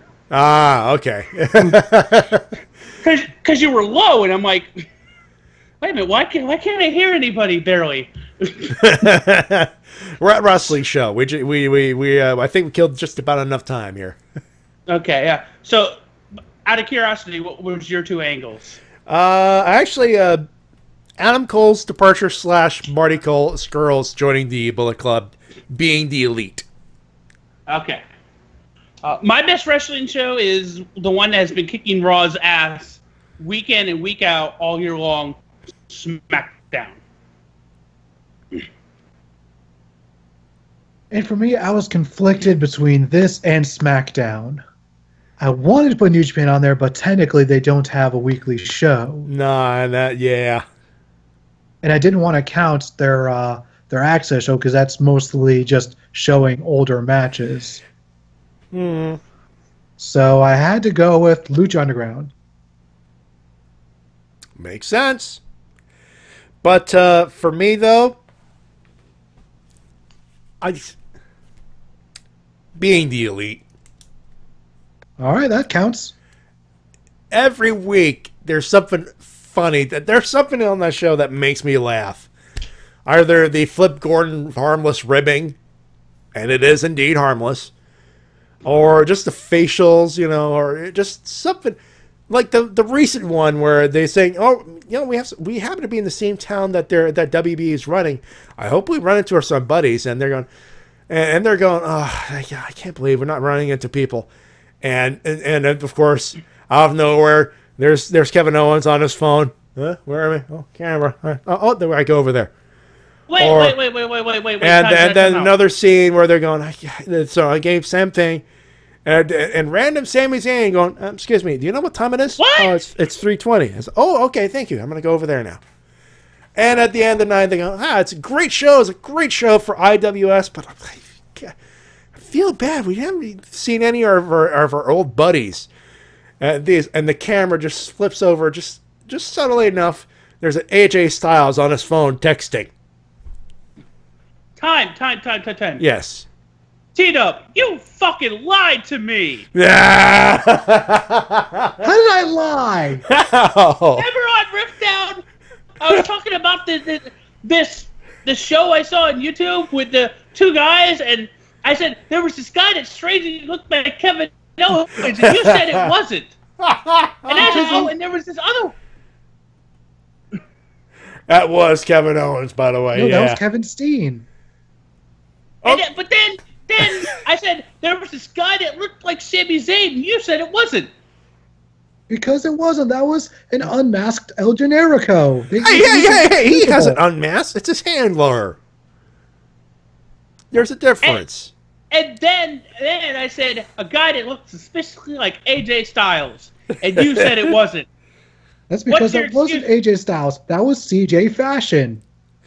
Fuck's sake, Tina! Really? The first you two. lied to me. The first two, viable.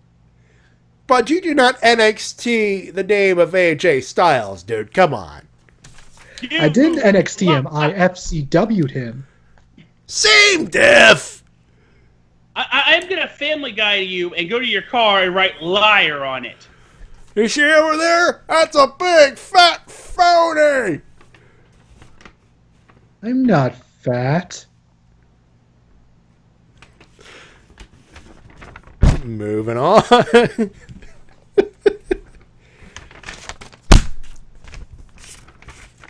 Yes, you were Dave with the sheet of paper in my hand. Oh God. Let's see where I am. Oh, yeah. Best feud. For me, it's a tie. One is because it's been so great, and every match is fun watching them. Roman Reigns versus Braun Strowman. It has to be put in there. And then the other one is the one because it has the wrestling world talking about their matches. Both of them. That's Okada versus Omega. All right. Teed up? For me, it's all the faction warfare going on in New Japan. All right. For me, best feud, Strowman versus Reigns. They find new ways to resurrect Jason Voorhees. I mean, Braun Strowman. And they're slowly turning him babyface after that ambulance match. It is amazing.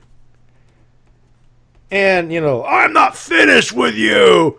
Huge pop. There's no fucking way that, 3 or 4 years ago, we'd be scoffing at that shit. And this year, it's like, wow. That's because Roman Reigns is a white meat babyface. And it sucks. Best promotion. Matis.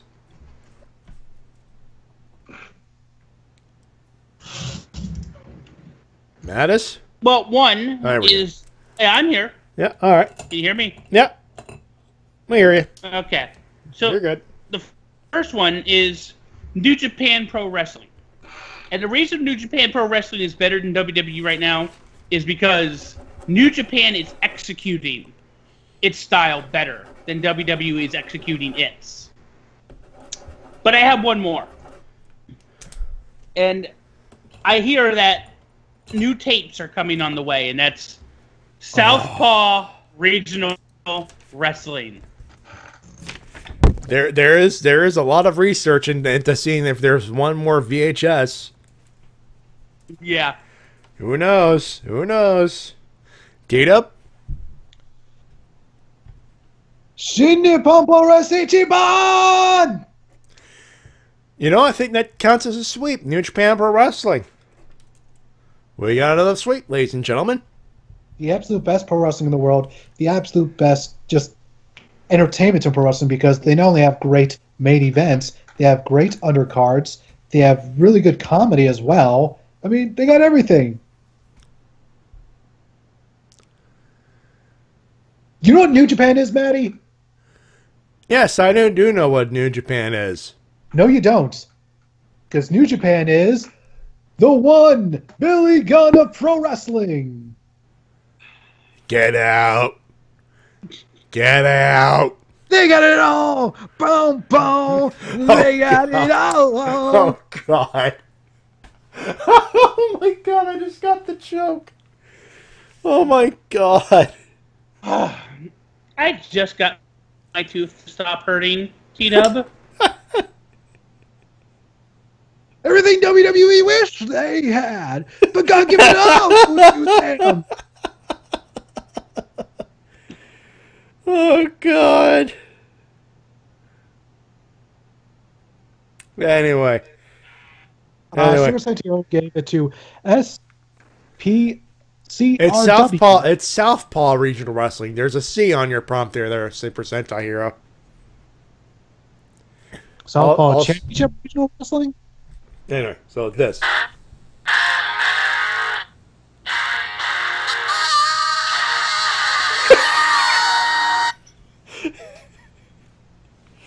And that's me doing that. Yeah, for once that wasn't me, ladies and gentlemen. I got the joke. What can I say? Jeez. Best faction. Let's just do that.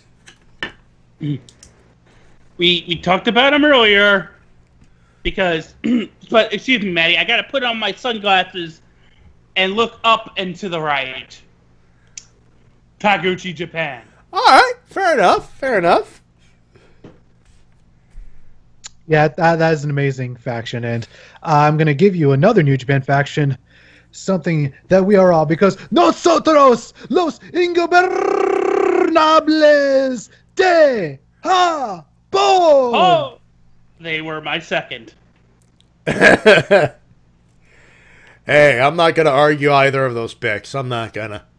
Because New Japan gets a sweep on this one. Oh, shit, my hand's cramping. It's in a too sweet fashion. Bullet Club. I mean, come on! I'm wearing the new I'm wearing Marty Skrull's Villain Club T-shirt. Forgot that I bought today. Too sweet me for that. Hey, you know, I was at Hot Topic. Quick story: I was at Hot Topic yesterday because I had to kill time before because I have to take 2 buses. It's interprovincial, so. I got to take OC Transpo. I got to take the Ontario bus to downtown, and then transfer to Quebec bus.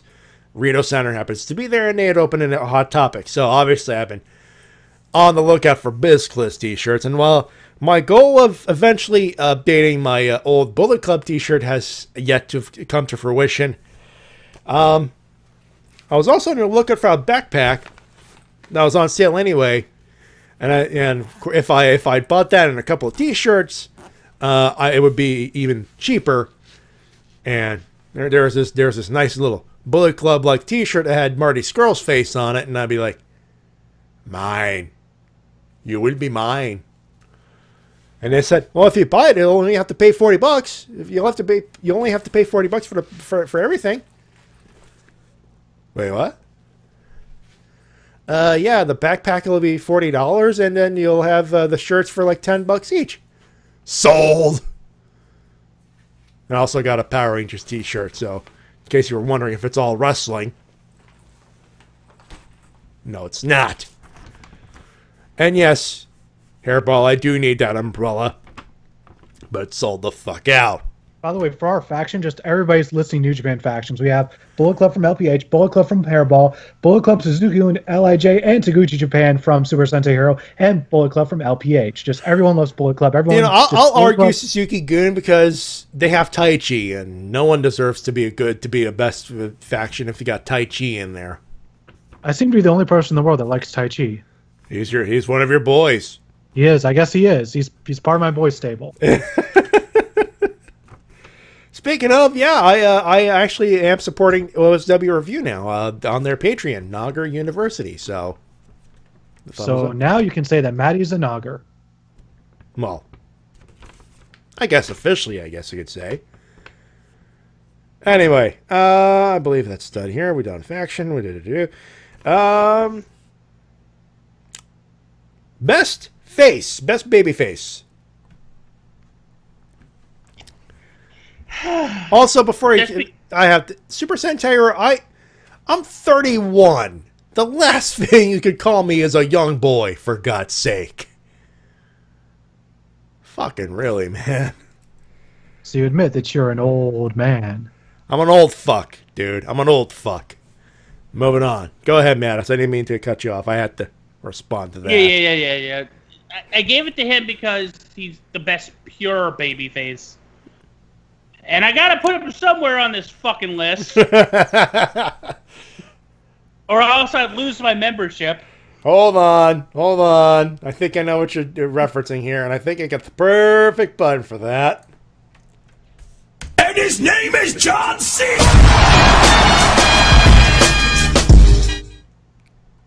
Thank you very much. Hey,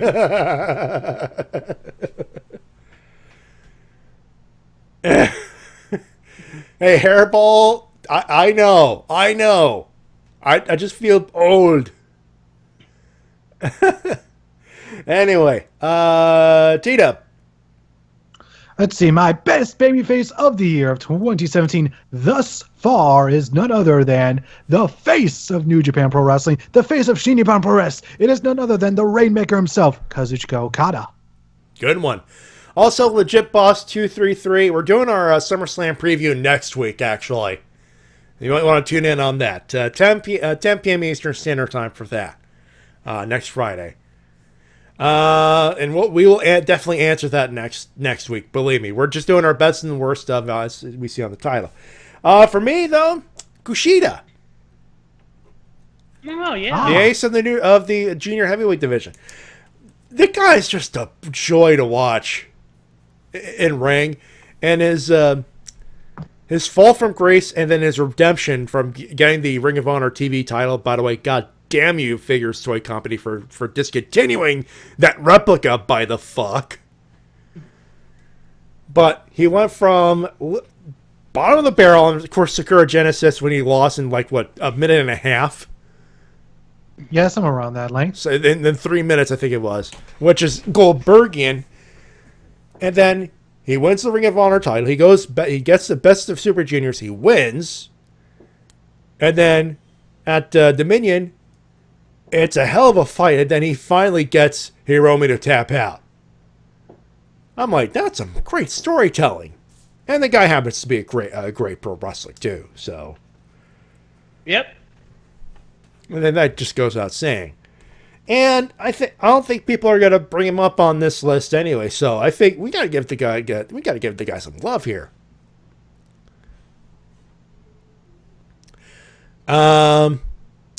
Best heel. Can you skip me for a second? Sure. What is it? All right, I guess I'll. All right, it's your turn. Go T-Dub. All right, go T-Dub. I guess I'll go first. My pick is the leader of Suzuki-gun himself, Minoru Suzuki, because he is just a heartless bastard that just kicks people for no reason, sometimes in the groin. Yeah. And by the way, he's facing Toru Yano later, and that's one of the matches. I'm like, okay, God, yes. It's gonna. If you know, it's either gonna be Minoru Suzuki being the living shit out of Toru Yano, or it's gonna be Dick Kick City. Or Toru Yano is just gonna hit him in the balls and win. I'm calling Dick Kick City. They're both going for low blows, dude. And Super Sentai Hero was going with the cleaner, Kenny Omega. Worst as best heel? Huh. I guess in a way, but well, he's technically still under the heel stable. But right now, it just feels like he's been booked like a pretty strong babyface to me. Yeah, he's more of a tweener, which is weird. But anyway, hey, you know what? That's fair enough. Matis. Yeah, sorry, I was taking care it happens. Go. Issues. Yeah, go. I'm going. Don't rush me. You're the one who jinxed it. The man who's had some of the best promos all year long, and is the only heel in WWE to get constant heat. The Miz. I am nodding in agreement. And right now is in one of his best. It is his best run in the company right now. Miz, definitely. And LPH says bad luck Fale. Because we all know what he did. Oh God, yeah. You bastard. Well, he beats up announcers, and then during the start of the G1, I believe it was in Kirk and Hall, he killed Daryl! Oh my God! He killed Daryl! You bastard! There you go. There you go. Oh, God. Yeah. All right. Let's see. Best manager or non-wrestling talent? Mattis? Oh, yep, that's me. Paul Heyman. D-Dub? Funny you mention Daryl, because he's my best manager or non-wrestling talent of the year so far. Wow. A stuffed cat. Have you ever seen a stuffed cat get a chance in wrestling promotions? You know what? It's Japan. That's fair enough. No, this was in the UK that Daryl got chance. Even better now. The fans love Daryl, and Daryl loved them. Fair enough. Also, Paul Bear, if he was still alive. Yeah, but we're talking about in 2017 so far, legit boss. You're new around here, aren't you? I suppose so, but hey, the more the merrier. Welcome to the Wrestle-Cast. Welcome to the madness. But yeah, Paul Heyman for me as well. Just again mentioning that promo at a couple weeks ago, referencing the John Jones reference there. And not to be outdone, that Samoa Joe promo that he did on Heyman. Yeah. Or Heyman did on Joe, but in either case. Well, yeah, I'm talking like Samoa Joe. Let's not count him out because. Oh no, definitely, he's definitely part of the equation. Best on the microphone. We just talked about him, The Miz, and if you need any proof, look at the Total Bellas spoof. Yeah.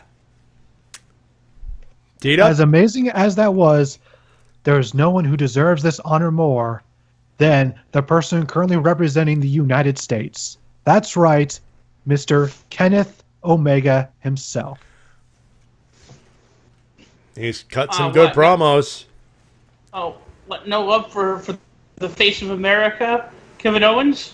He's not the face of America. That's Kenny Omega. I'm pretty sure it's... Okay, go tell that to Kevin Owens. See what happens. Actually, we would tell that to Kevin Owens, but right now the current face of America is AJ Styles. No, once again, that's Kenny Omega. And even then, what T-Dub said. But yeah, the Miz on the mic. The Total Bellas parody stuff is amazing. Let's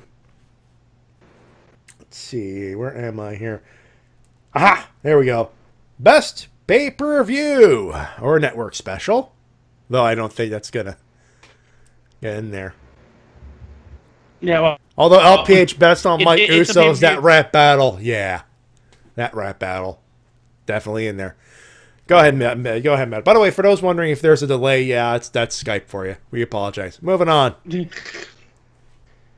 Well, best pay-per-view or network special? Well, it goes to a pay-per-view that I dare you to tell me that one match that there was bad. Every match was great, if not brilliant. That is NXT Chicago. It's on the list. I'm sure it'd be on the top 5 list for sure. As great and as amazing and as stupendous as that show is, I literally have no choice in the world but to give it to the multi-part events known as Best of the Super Juniors. Oh, wow.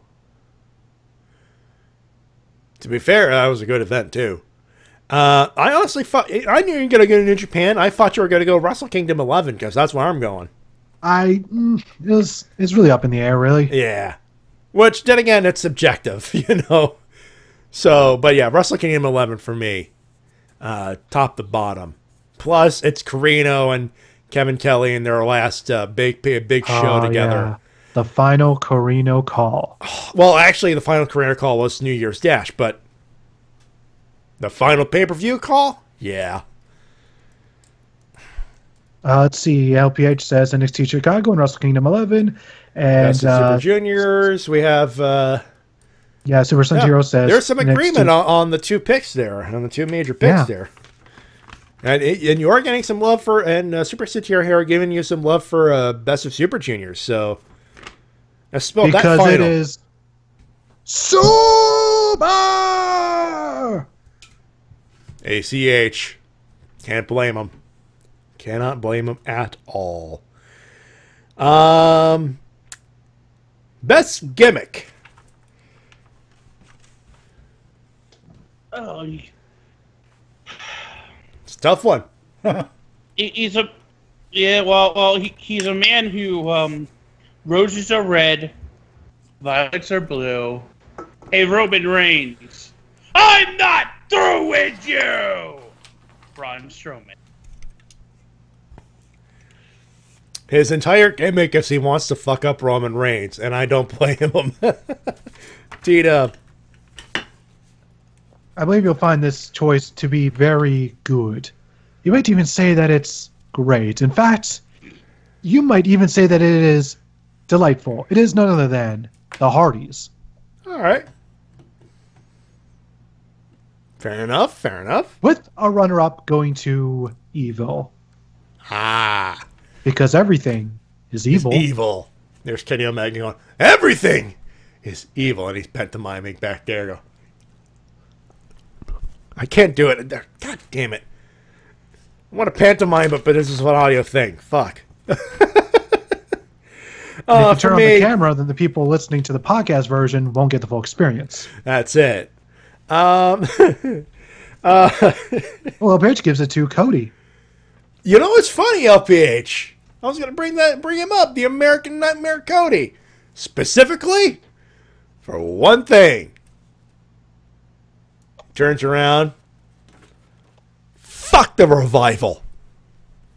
By the way, that ending part of the most recent Being the Elite, where they were told that they cannot say that anymore. Bullshit! Bullshit because...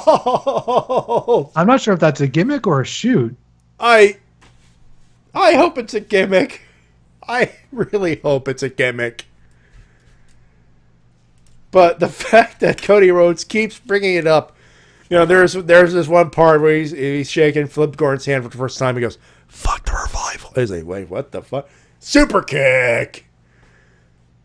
And of course, that one bit that I referenced a few weeks ago, where the villain says, "Oh no, just shake my hand." By the way, what's your name? Flip Gordon. Snaps your fingers. Fuck! Welcome to Ring of Honor. Fuck the Revival. Yeah. Oh yeah. So fuck the Revival. Cody wins. and what a change. You know, ever since he's joined Bullet Club at the beginning of the year, holy crapola. Just on fire. Marty must be loving all that merch money coming in right now. I know. Like, think about how much of a change in lifestyle that must be. Just at the beginning of the year, he was doing just kind of all right, not bad, but now he's got that Bullet Club merch coming in. He must be going, party! By the way, yeah, because like T-shirts selling out and Hot Topics everywhere. I should know. I'm wearing one of his T-shirts right now, so he's got $10 coming his way. Just, oh my God, just think about that is an amazing success story. I would be in on this conversation, but I'm currently in pain. And you have our sympathy. Yeah. But you're listening, so you're a part of the conversation. Anyway, and I'm going to move on for your sake, too. Let's see, just want to update a few things here, and let's see, where am I? That's done. That's done. We only have so much left. We have, let's see if I'm correct. Tag Team of the Year. Tag Team of the Year. We have Match of the Year. Now let's do Tag Team. Let's go Tag Team of the Year. Go Hardys. T-Dub. My tag team practices guerrilla tactics and guerrilla warfare. They are the G.O.D. Gorillas of Destiny. Good pick. Me, Young Bucks. Young Bucks. Too sweet. BizCliz. Too sweet. And Legit Boss is going with the Hardys. Nice. Silver Santero goes with the Young Bucks. All right. Yeah, definitely. Yeah. And hashtag whoop whoop. Yep. Too sweet. Whoop whoop. Too sweet. Whoop whoop. Too sweet. Whoop whoop. If I ever get to be a part of that of a chant like that, I'll be happy in my head place. Anyway, let's see. Where am I? Match of the year. Down. You guys go first. All right, T-Dub. This may be predictable. You might be expecting this, but sometimes predictable is the right way to go. Yeah. Okada Omega 2. I'm sorry. You know what? I said at the beginning of the year, actually after the January 4th, that Okada versus Omega would be match of the year. The match the match in question, whichever you pick, would be subjective. For me, it's kind of like the argument of, where we had a couple years ago with Bayley and Sasha. A lot of people like the Iron Man match better. I happen to like the Brooklyn match better because people weren't expecting a match like that. I don't think people are expecting a great match out of Okada versus Omega wrestling. They didn't expect 6 fucking stars. And yeah, technically the Dominion one was better, but Wrestle Kingdom was the bigger stage. So for me, it's the one at Wrestle Kingdom 11, but it's still Okada versus Omega. Yeah. Matis? Here's where I burn my bridges. So I see your Okada versus Omega, but you guys can keep your 40 minute to an hour-long plus match where, Okada doesn't sell a lot, and Dave Meltzer's overblownness, and I see a match that was 15 to 20 minutes of pure, constant action that showcased that British strong style has arrived. Tyler Bate versus Pete Dunne for the UK title at NXT Chicago. Yeah, and I'm not going to blame you. That was an excellent match. Fin it. Yeah. Robocalling. You went robo there for me. Yeah, you roboed on us as well, too. Let's see. Legit Boss in the first Money in the Big Ladder match. LPH says Okada Omega 1 and 2. Fuck you, rules. Says, and I'm not going to blame them. Silver Santero says Okada versus Omega. Yeah. And Vlad brought up Tiger Mask W. Anyone for Wrestle Kingdom 11? Yeah, it's pretty interesting seeing Kota Ibushi in that role.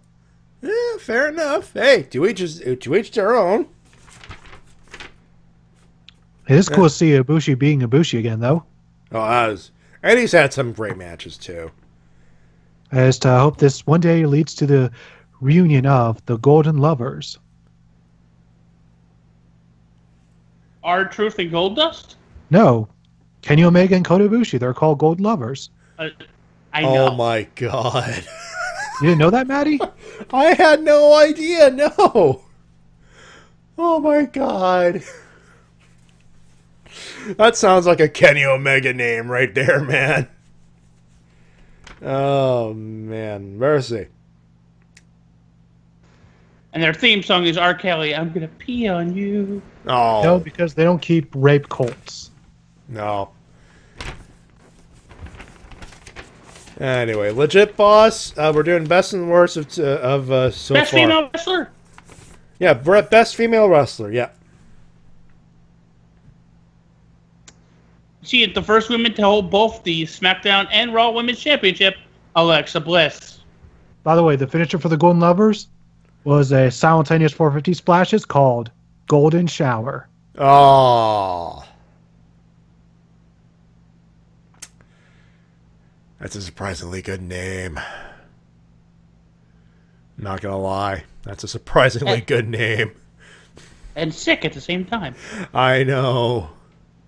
Let's see. Matita, what's your best women's wrestler? Yeah. My best female wrestler of the year is somebody who is undefeated still so far in the WWE, and that is Asuka. Good pick. Good pick. I went with Alexa Bliss.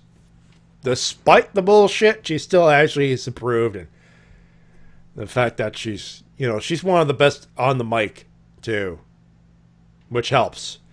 And this one, I don't know if we're gonna sweep. This is not gonna sweep. Also, Silver Sun Hero also goes with Asuka. Good pick. Good pick. Best male wrestler. I'll let you go first. All right, for me, best male wrestler. I know this is not going to sweep, but to me, it goes to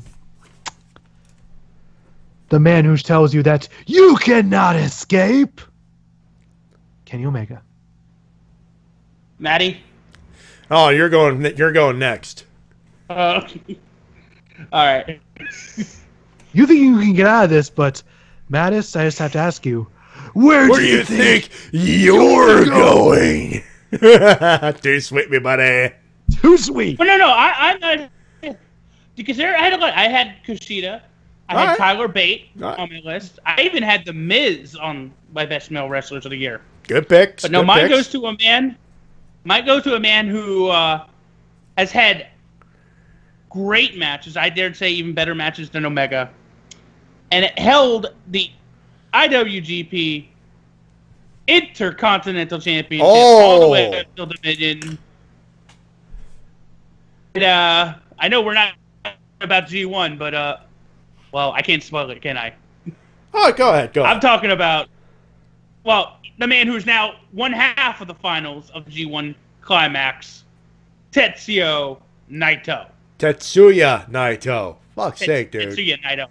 Leader of Los Ingobernables de Japón. Close enough. No, for me, man, this is the last one of the night. This is the last one. This is the best bout machine. This is the man that's been doing everything. And like he would say at the end of a promo, good night. Mwah. No, goodbye. Mwah. And good night. Pow! Kenny Omega. How many matches? See that match to figure this out. Oh no. Oh, I know Silver Sub-Zero says he's going to kill Mass for spoiling New Japan for him. Oh, please. You know what, man? It's A Block. He hasn't won the damn thing yet. I know, but you did spoil the A Block, even though I personally haven't been watching A Block. I've been watching B Block. That's what I've actually been following a B Block myself, to be fair, though. Certain matches in A Block have been good. I mean, Zack Sabre Jr. versus Hiroshi Tanahashi in night one. I did watch that. That was pretty goddamn good, and I was surprised that Tanahashi tapped out. Put the new guy over. Put the new guy over. Hey, Cena, you ever going to tap out? No, he's just going to land on the back of his fucking head and then get his skull kicked in by Shinsuke Nakamura. And then Super Sentinel gives Male Wrestler of the Year to Marty Scurll. Ah, good. Oh, that's a good pick. Whoop, whoop. Too sweet. Too whoop, whoop. Too sweet. Whoop, whoop. Too sweet. Whoop, whoop.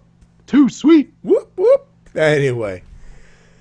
And that is the list, ladies and gentlemen. Those are the best and worst of 2017 so far. And, of course, we'll do... Excuse me, a little burpage here. Open the can of Pepsi Throwback. We will do a full show, the full thing about the whole year at the end of the year of 2017, of course, and all that good stuff. That's it, man. We're not. I don't think. Do you guys want to do winners? I did not write any winners and losers. Neither did I. So, I think one would be a hot topic for the shirt in the bag. Awesome. But that's about it. Matis, I know you got some CM Jews wrestling reviews on the pipeline, I think. I do, if I can ever find time to record them. I hope to have one out this week on SummerSlam 1994. Ah. So, and I'll officially, finally do a CM Jew review talk of Battleground, in my experience. Fair enough. T-Dub, new video came out this week. Yeah, last Sunday, my review for Def Jam Fight for New York is now available to the World Wide Web on YouTube and VidMe. Mm-hmm. And it has stirred up some nostalgia with some people because it is a game that many people played, a fighting game that many people enjoy because of its unique aesthetics. I believe it was the last game that had the THQ Aki system, I think.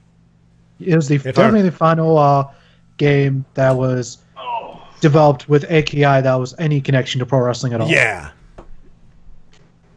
So in that same vein, which is kind of sad, but kind of awesome, because I remember playing that a couple of times and not having a bad time. I had a good time with it. It is a lot of fun. Yeah. And you can see why I enjoy this game so much if you watch my latest review. There you go. Of course, on my end, I mean, nothing much. Just the regular stuff. Speaking of, here's what's going on for the rest of the week here on RVT Entertainment on the YouTube channel. We have Tony Helms with Helmsman and Tony Helms and the crew. It's fun stuff and things. I don't know what they're playing. That's the thing.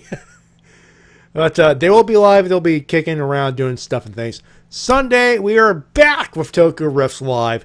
It's movie night. Doing a couple of movies. So get your popcorn. Be myself, Easy, and John. And hopefully Ace, Spade Ace, might be coming back. I hope. That would be cool. It's been a while. It's been a while. It's been a while since I could troll Matty Jay. Monday, no Rising Sun or Shades plays, but you know what else? But you know what it is doing? It's the return of MetroCon Live. Shades was at MetroCon last weekend. He filmed a lot of the events that happened to be around the convention area that particular weekend. The first of which, I believe, is the Fire Show, if I remember correctly. He'll be showing that with. He'll be premiering the completed video, and at the end of the particular show video will be a Q&A with the cast and crew of that particular program. So that starts at I believe 8 p.m. Standard Time, Eastern Standard, or I believe it's 8 or 9. It'll be on YouTube, and it'll be featuring the Shades and people from MetroCon. I will confirm the stuff for next week for you folks when he gets the next show going and everything else. But the next few weeks is going to be MetroCon Live. Tuesday, Rift Down with TWK and the crew, doing SmackDown and all that good stuff and things. And regarding Wednesday and Thursday, Easy and Mike Shell, who Mike Shell is in the chat, by the way, they're going to Rift Tracks Live, Doctor Who, The Five Doctors. Kind of a big deal. Easy's a big fan of Mystery Science Theater 3000. He happens to like Doctor Who. And Mike Shell happens to be a big-ass fan of Doctor Who and a bit of a fan of MSD3K, so we're not going to stop him from doing it. So we're doing a bit of a flippage. Next Wednesday will be a Ranger recap. We thought of canceling it, but A, we don't want to go 2 weeks or more than 2 weeks without a show, and 2, it's the return of Power Rangers Ninja Steel. It's actually returning this Saturday, actually, or will have returned depending on what you're listening to. It's coming back this Sunday, or Saturday actually. Sorry, where am I? So yeah, so we have to come back. So we're going to be doing it on Wednesday and Thursday. Will be our TRPG, but we can't do Warhammer because Mike Shell's going to be gone. So we're going to be doing a Monk Mini.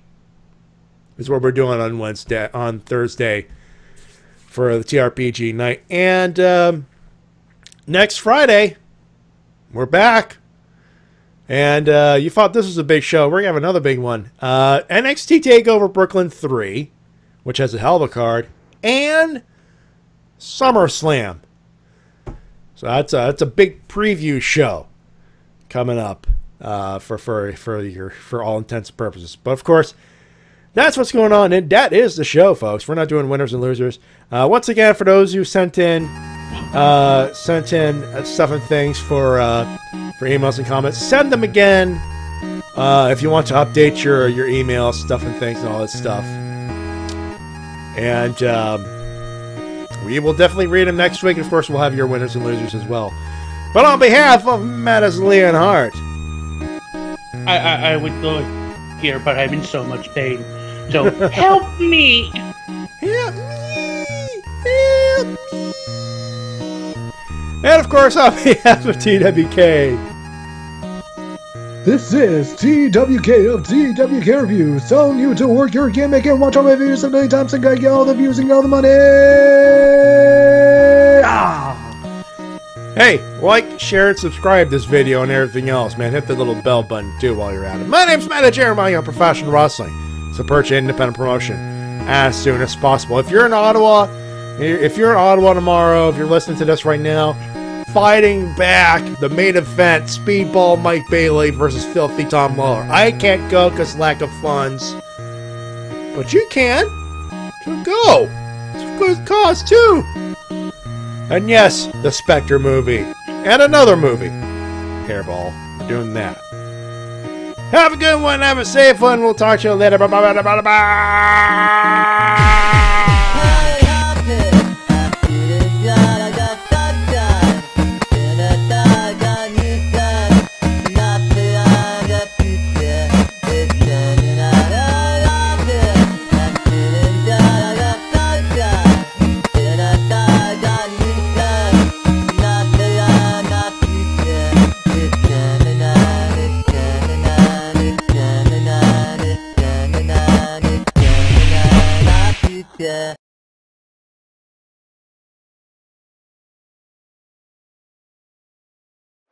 This is my yard now.